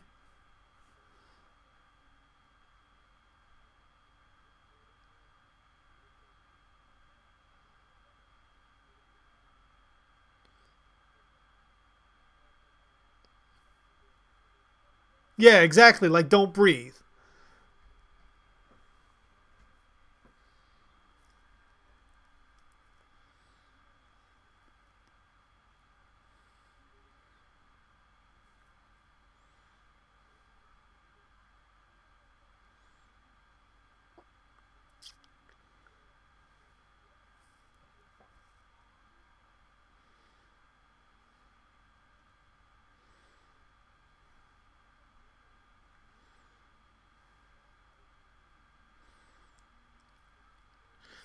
It's hard to say, Ty. It's really hard to say because I mean,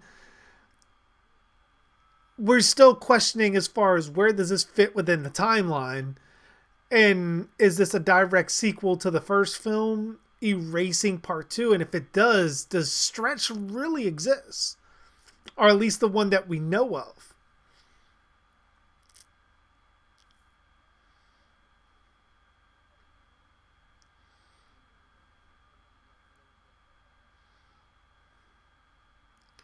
Could you imagine Luke Jedi Knight versus Jedi Anakin? That would be pretty fucking cool.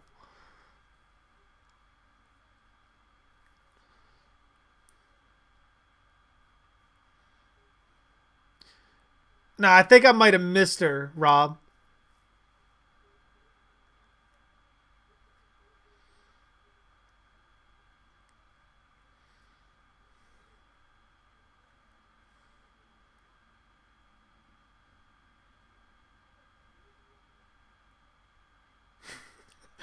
This reminds me of the angry video game episode of Texas Chainsaw Massacre so badly. And it's just because I watched it last night again.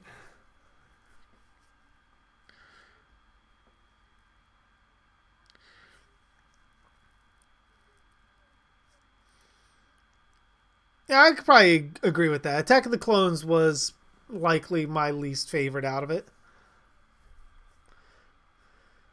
I mean, it pushed the narrative along to show Anakin turning to the dark side with the death of his mother, and also showing him falling in love with Padme, which I mean is like it's sort of like a movie that's laying seeds out. That's all it was there for. It was just to lay those seeds out. And then the next movie was supposed to grow those seeds into continuing the narrative a lot further.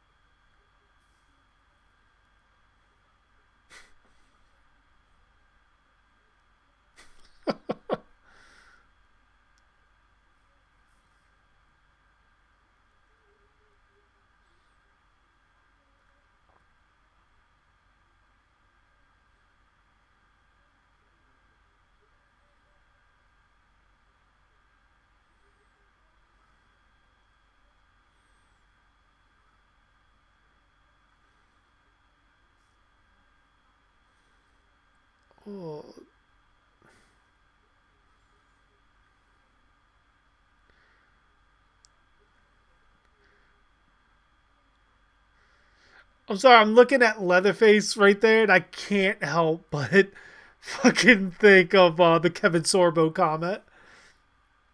Fucking Hercules, the legendary massacre.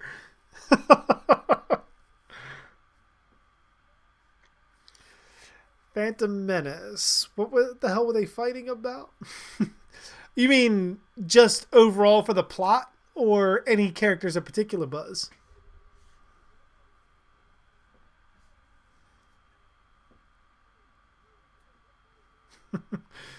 JG Dark versus AVGN, the character, not James Rolfe. Oh no. Place your bets.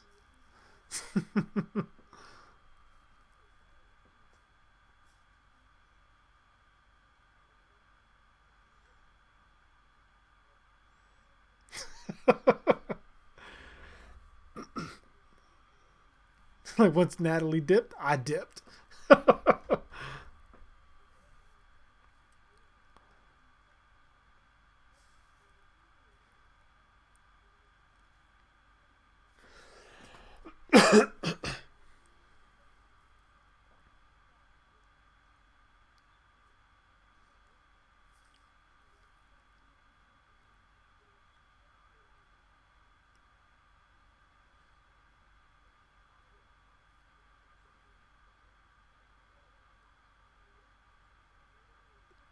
You know, I'm pissed off Leatherface.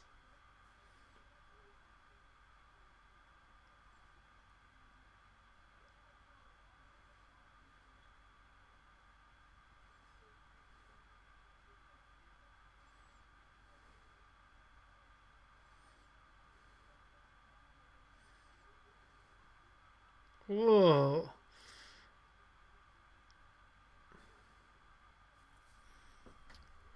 Yeah, I did, Robert. That's what I'm saying. I watched that last night.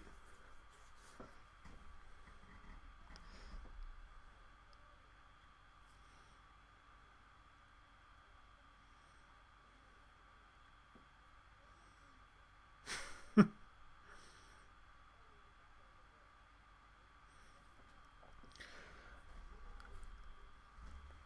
mean, the plot of the original was mostly just with Sidious sort of planting the seeds for him building the empire, and showed how he was essentially treating everyone like puppets from the beginning.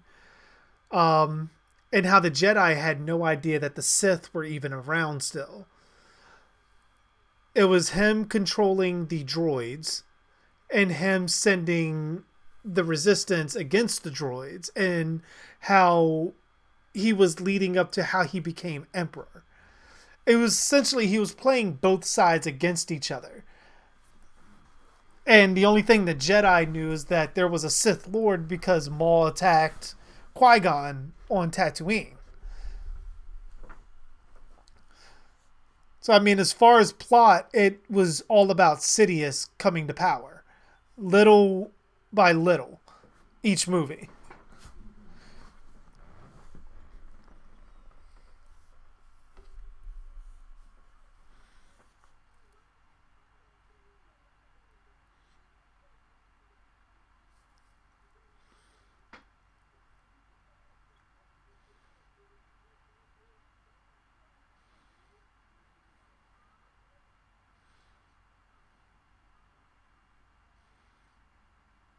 Oh, yeah, that is right, Gabe. I did forget I shared your artwork on the past stream.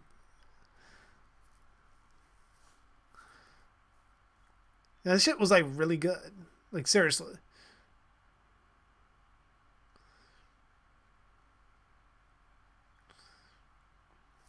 What would happen if Superman found a kryptonite flu bug?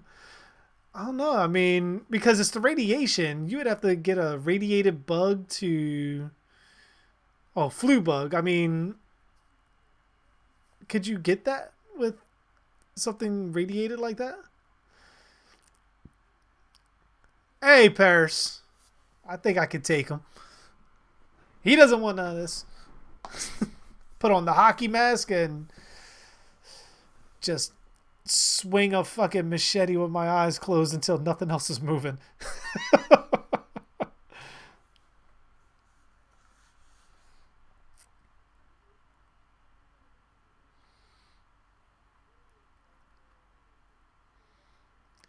Like Sam Elliott was considered like for the Superman character or the movie? Because I can't see him as Superman.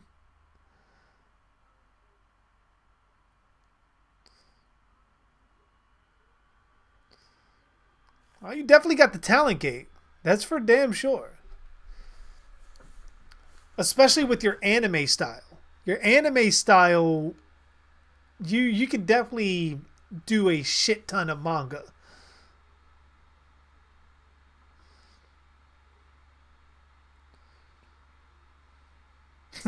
I'm bound to hit something. Yeah, pretty much.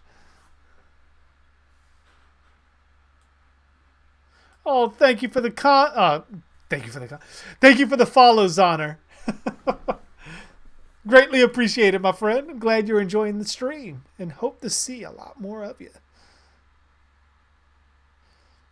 It's like with names I can't English correctly.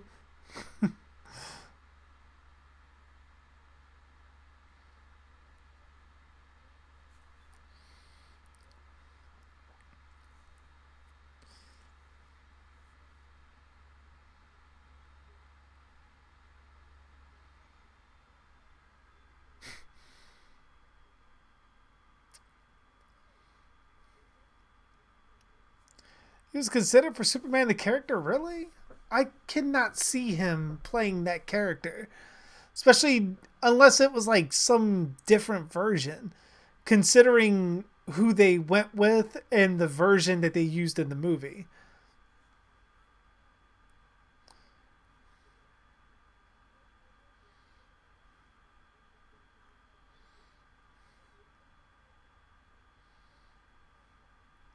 Oh, thank you, our boy, and you have a good night, my friend. And I will see you in the next one. If I don't see you in your own stream, whenever you do that next.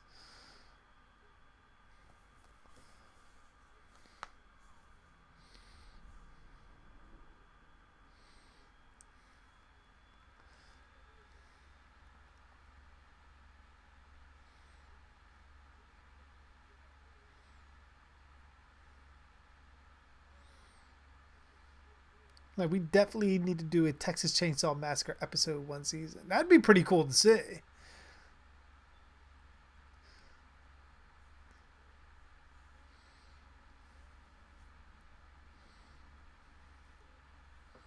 So you still can't see Edward from Twilight being Batman. I have no problem with with him being Batman. None at all.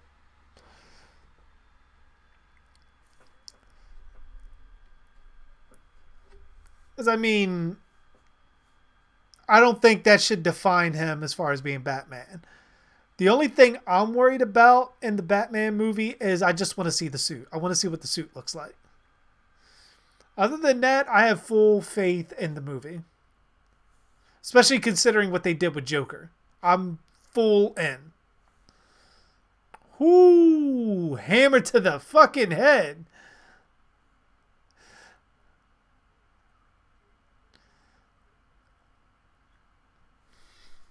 Oh my god. Nah, fuck that. That whole head should have exploded from that shit.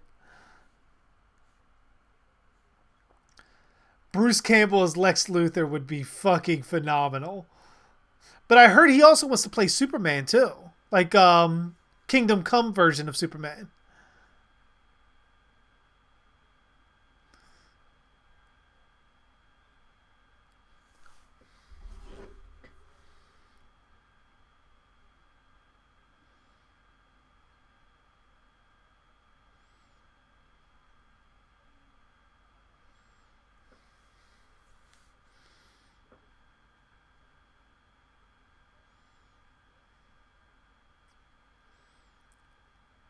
I think when I do all the fan film commentaries play, that's when I might throw that in there. Because I still kind of technically consider that.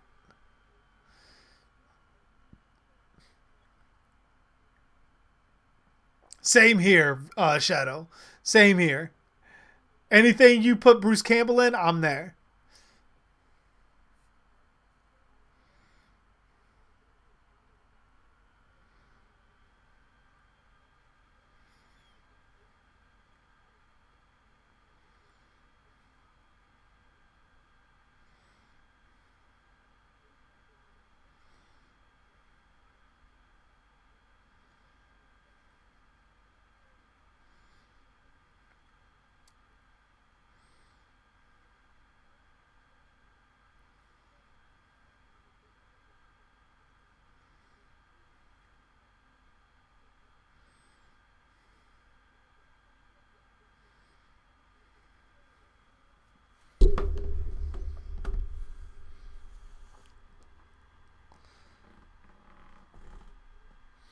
Did you know that Bruce Campbell was considered for a role in the Godzilla film, but the Godzilla film was canceled?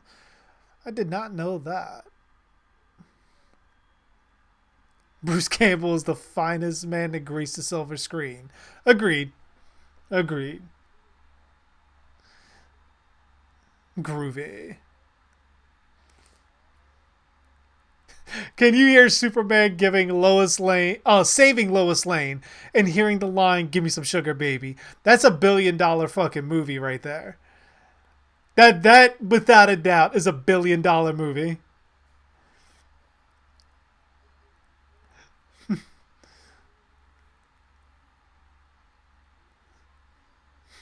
Like basically, just flying up in LexCorp, and Lex Luthor's there with all of his security, all of his people like pointing guns at Superman. All right, listen up, screwheads.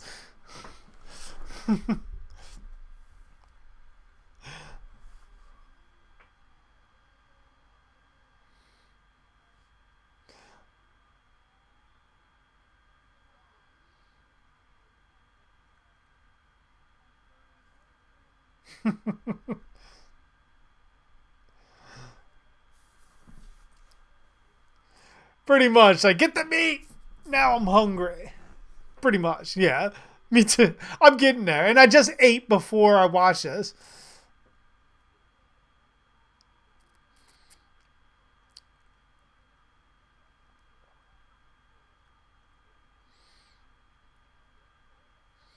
Kristen Wiig as Batgirl. Isn't she already in a DC movie?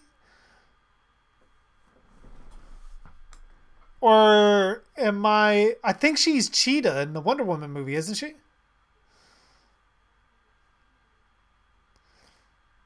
Aren't we all a bunch of primitive screwheads here tonight? I mean, we're all in that club, pretty much.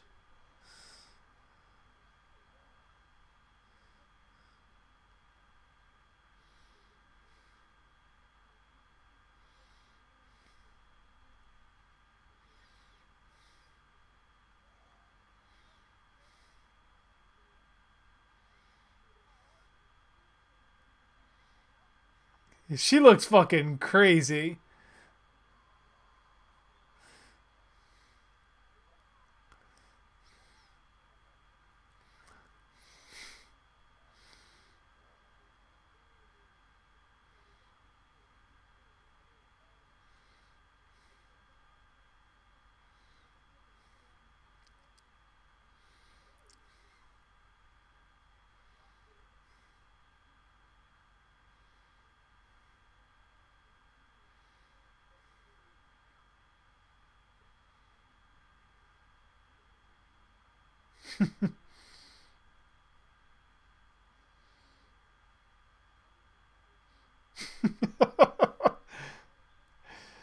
Although all the Bruce Campbell and Evil Dead references kind of make me want to do Evil Dead now too.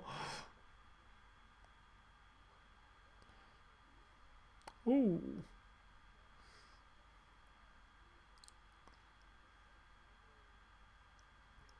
How did he not get fucked up by that axe?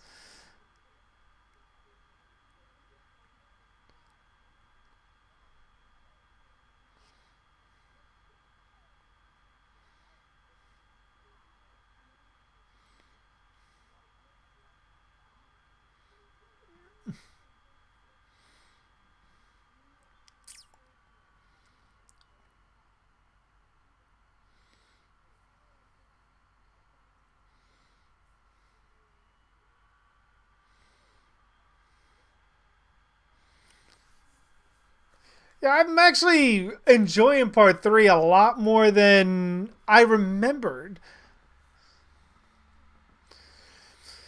Do you think a tornado movie could work? Just a plain tornado, no special things for the tornado. I mean, as a natural disaster movie, maybe, but personally, I'm not a fan of that kind of movie. Hey, Jalzira, thank you for the follow, my friend. I'm glad you're enjoying the stream and definitely hope to see more of you. Welcome.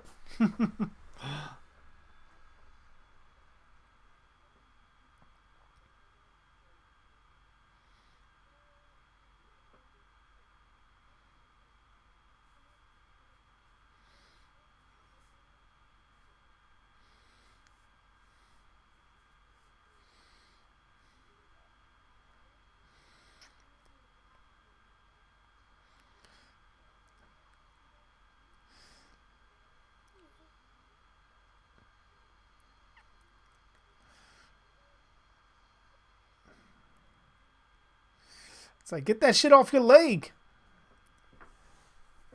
Yeah, the mask is pretty cool. Except, like I said, because of his body size and the hair, it reminds me of Kevin Sorbo for some reason. And I can't get the fuck out of my head. Do I play Fortnite? I haven't played Fortnite since the early days when it launched in beta. Although I did hear that they're doing something Star Wars wise for it, aren't they? Sort of like a Rise of Skywalker kind of thing for it.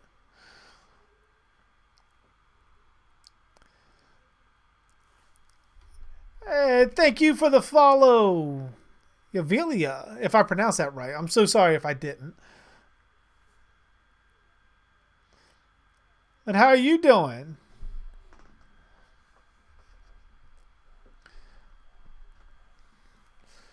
Do I want to play something? I'm not going to be playing anything on stream tonight. Typically, what I do end up playing typically is Dead by Daylight. Um, that doesn't mean I don't play Fortnite or anything off stream.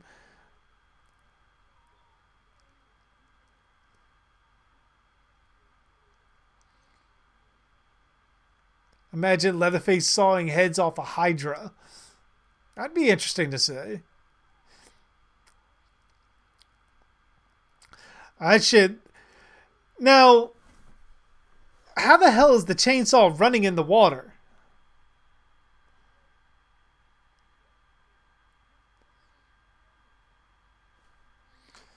Yeah, sure. I'll play DBD.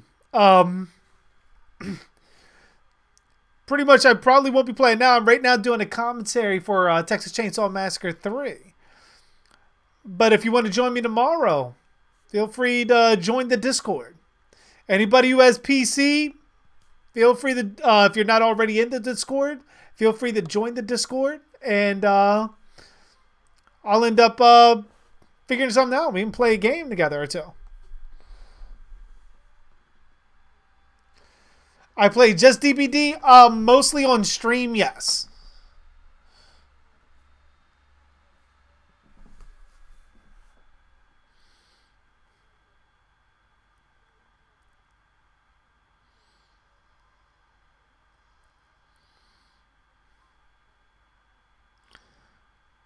It's like Leatherface has sort of a bit of a Jason-esqueness to him coming out of the water.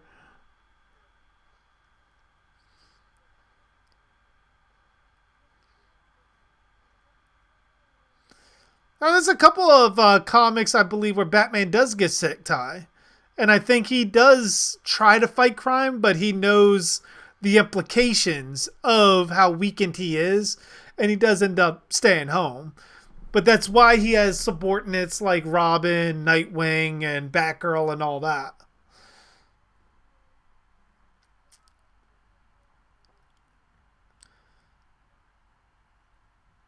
Like, beat the shit out of Leatherface in the head with a fucking rock.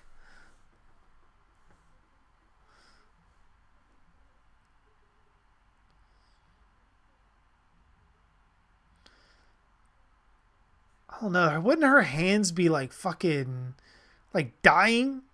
Like literally like I mean the pain of having nails driven through your hands.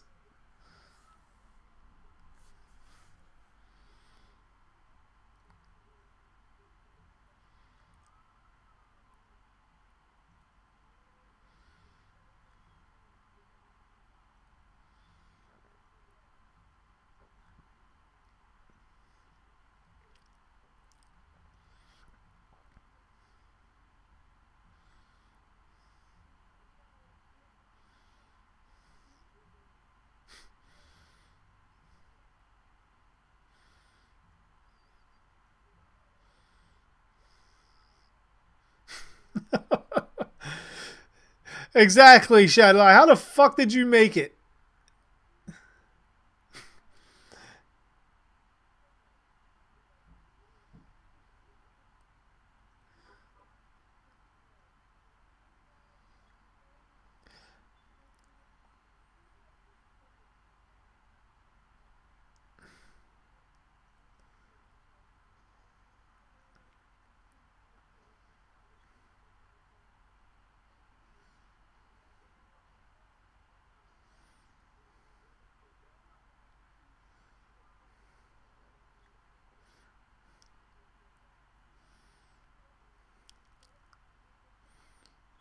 So what if Batman got diarrhea?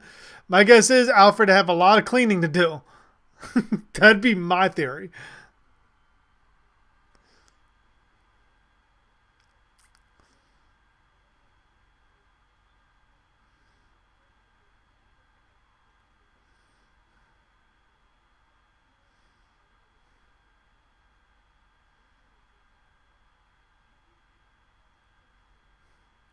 Like this happened before.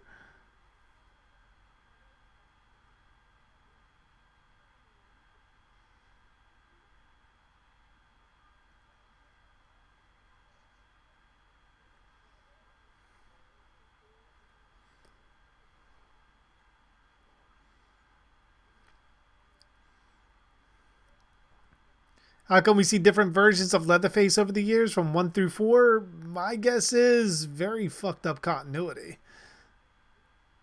The continuity for these movies are all over the place. That's why Fede Alvarez wanted to reboot it again.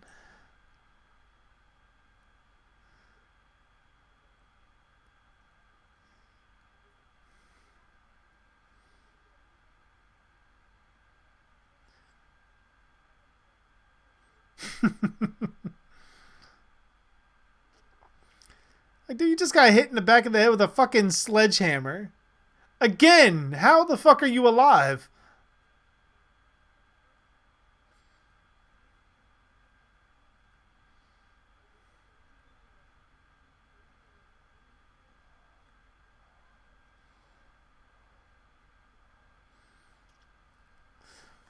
Only thing is, we know there's no way this Leatherface is the Leatherface from the next generation. There's absolutely no fucking way. But yeah, that was Texas Chainsaw Massacre 3. How'd you guys like it? I mean, I enjoyed it far more than I remember enjoying it.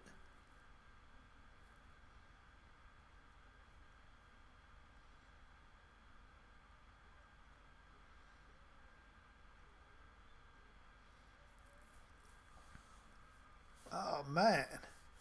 Let me check something real quick. Because I wanted to see who shared what.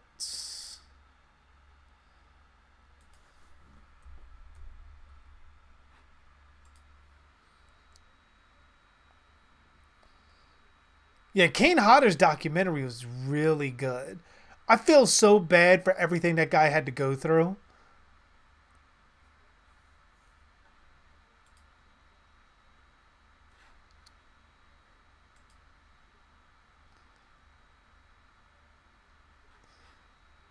All right, let me see here.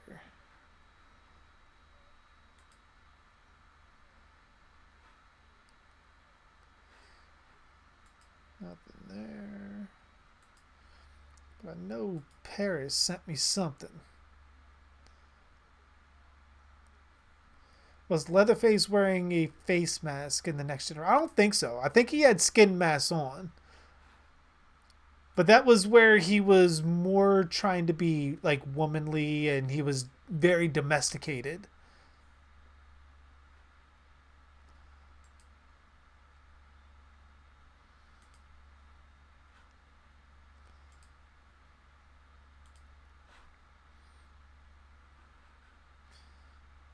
Where is that at?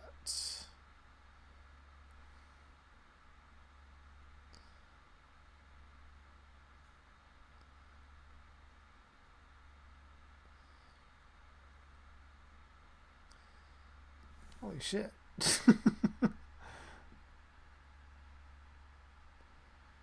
Alright, these are all like comments and shit. I need messages. There we go. There we go. That's what I'm looking for.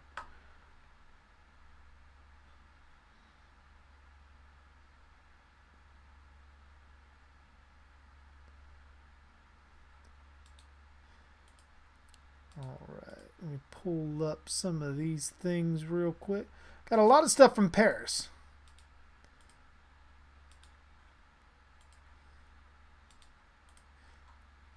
Mostly in context from one of the last streams we did with Dead by Daylight.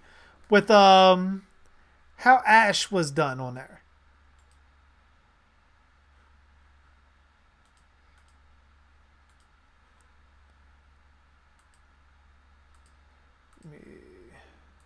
There we go.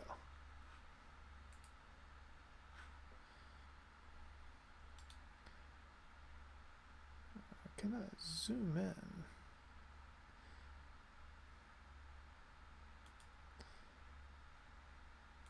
It doesn't look like it, so I'll just save all these pictures and bring them up. That seems like the best way to do it.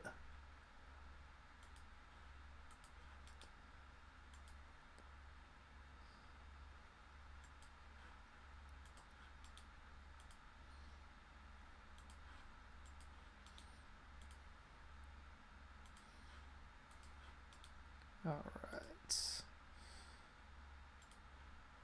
And then where are you at?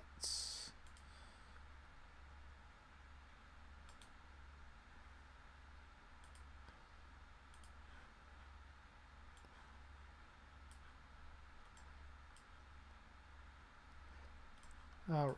It's okay. I know what I'm doing. All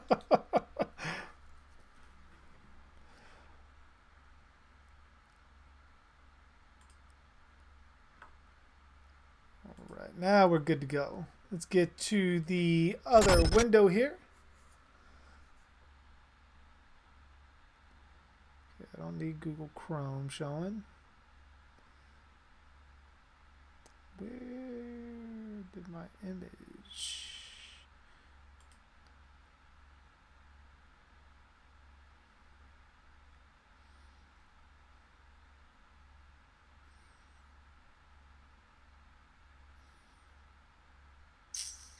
All right, there we go. Now we're good. Yeah, the Never Sleep Again Nightmare doc was really good. Even the multiple Friday the 13th ones they did was really good too.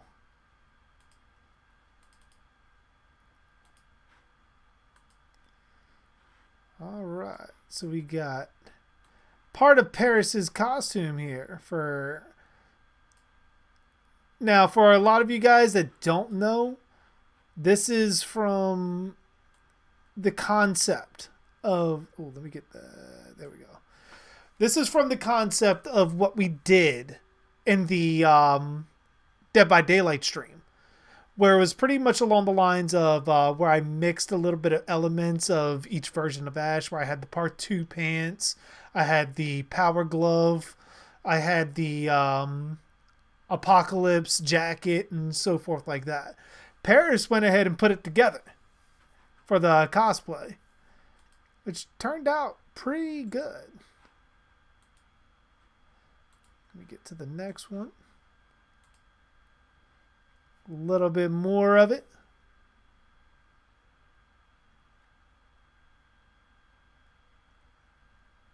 We're back at the lake. We have Bigfoot staring at us the whole stream. He's over there. He's always watching.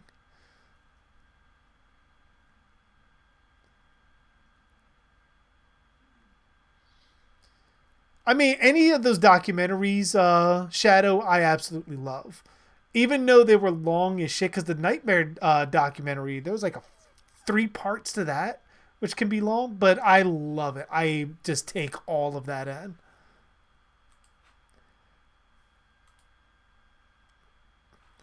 Of course, you know, that's like the signature Paris picture there.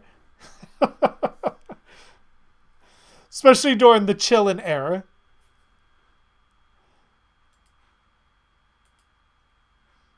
And we got some schematics here for the chainsaw. It's nice.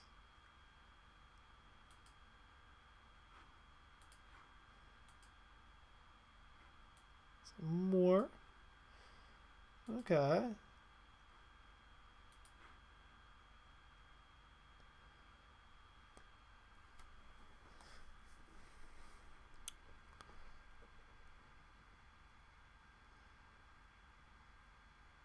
Oh, okay. I got you, Paris.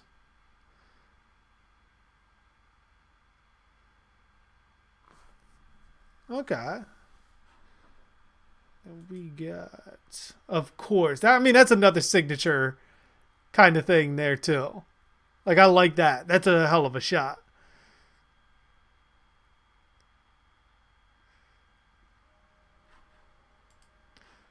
Oh, thank you for the sub, Superstar 64. Oh shit! I realized my sound went on. There we go.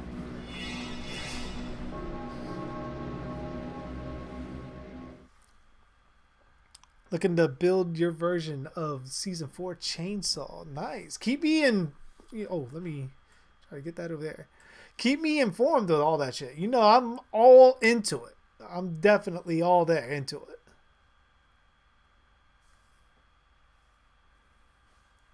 Yeah, that's like really nice shit. Some point I want to try to get me like something like Evil Dead wise going, a costume. Think after I complete Freddy, I think I may go that route if I don't go Leatherface. I'm glad you had fun, Shadow. But let me check because I know Anthony said he sent me a message. So let me check that real quick. Okay. Welcome to my world. Ooh. And thank you for the ice cream, Shadow. Thank you. That was one of my new alerts. It almost like threw me off guard there for a second. It's like, what the fuck? I hear Freddy. I'm not sleeping yet.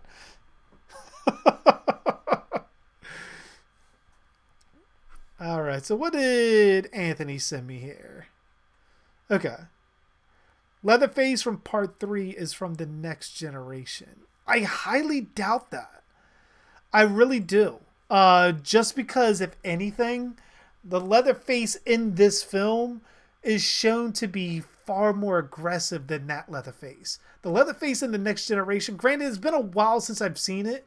The Leatherface in the next generation is really, for lack of a better term, pussified. Like, really badly. Like, it's hard to believe he's even a psychotic killer.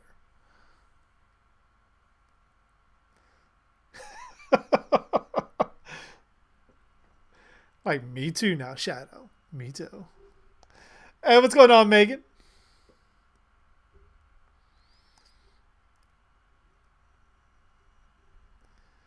Oh, you do play. Be sure to send it in, especially in the Discord if you're a part of it. Be sure to send that in because I'd love to see it. Just like once I put Freddy together, I think I may do a fan film night as Freddy.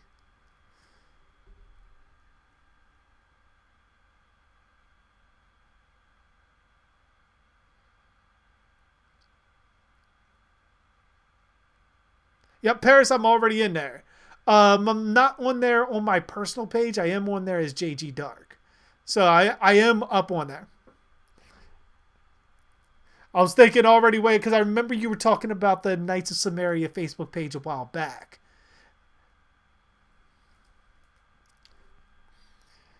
All right, you have a question, Megan. What would be the question?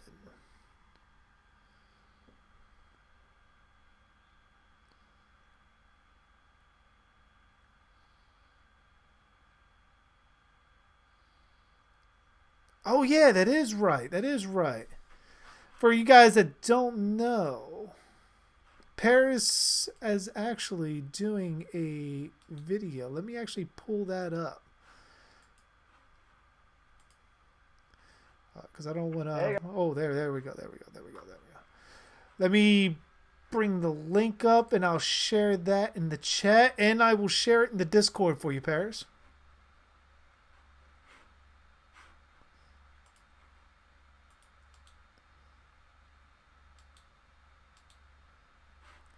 Share it here. There we go.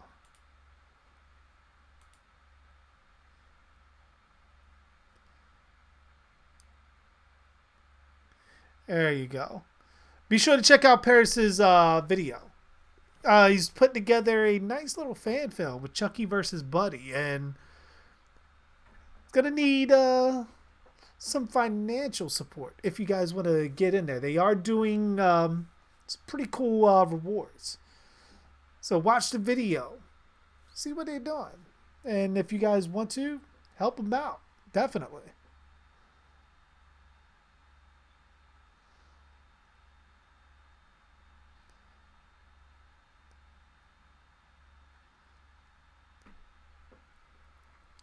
Do I play Call of Duty? I haven't played Call of Duty in years. Mostly because, I mean, I wasn't necessarily.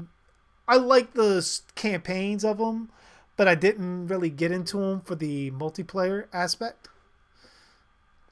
But now that I'm getting more into the multiplayer aspect of things, of like asymmetrical horror, I mean, I can always go back and try it out, but it's just doesn't really seem like my kind of thing.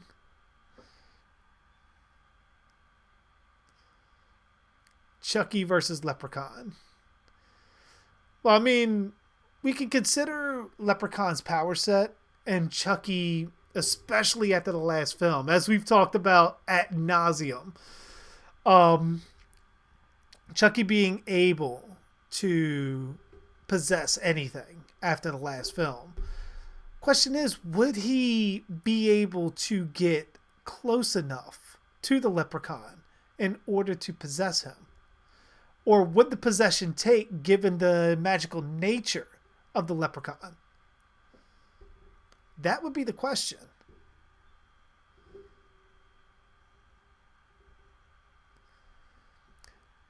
I heard the Black Christmas remake sucks. Yeah, it wouldn't surprise me, Hostile. It really wouldn't surprise me just because of how far removed from the source material it is. Like, I still don't understand why you call it Black Christmas. I really don't.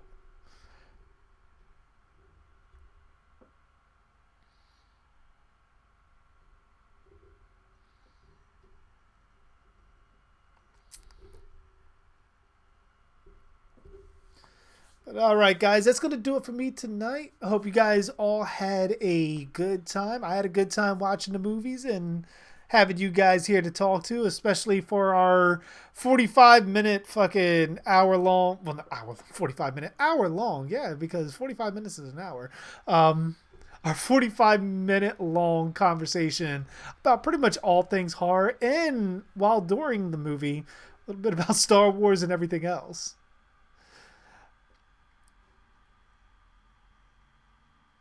Candace doesn't celebrate Christmas though. I don't know why. Ah, beats the fuck out of me.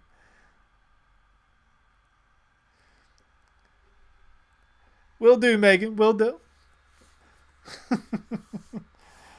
But yeah, I'll see you guys in the next stream tomorrow. We will. I cannot speak. I must be getting sleepy or something. We'll be playing some Dead by Daylight, which think I have the hour of when we're going to be starting listed. It's usually around like 10 to 11. If not, then I'll specify tomorrow in the community tab. So if you're not subscribed to the YouTube channel, make sure you're subscribing. Make sure you're hitting that like button thingy, whatever the fuck that is. And pretty much a thumbs up, whatever it is. And I will see you guys in the next one. Hope you guys have a good night and stay warm, especially if it's cold where you're at.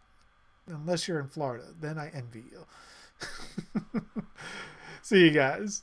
And as always, I am JG Dark. And thanks for watching.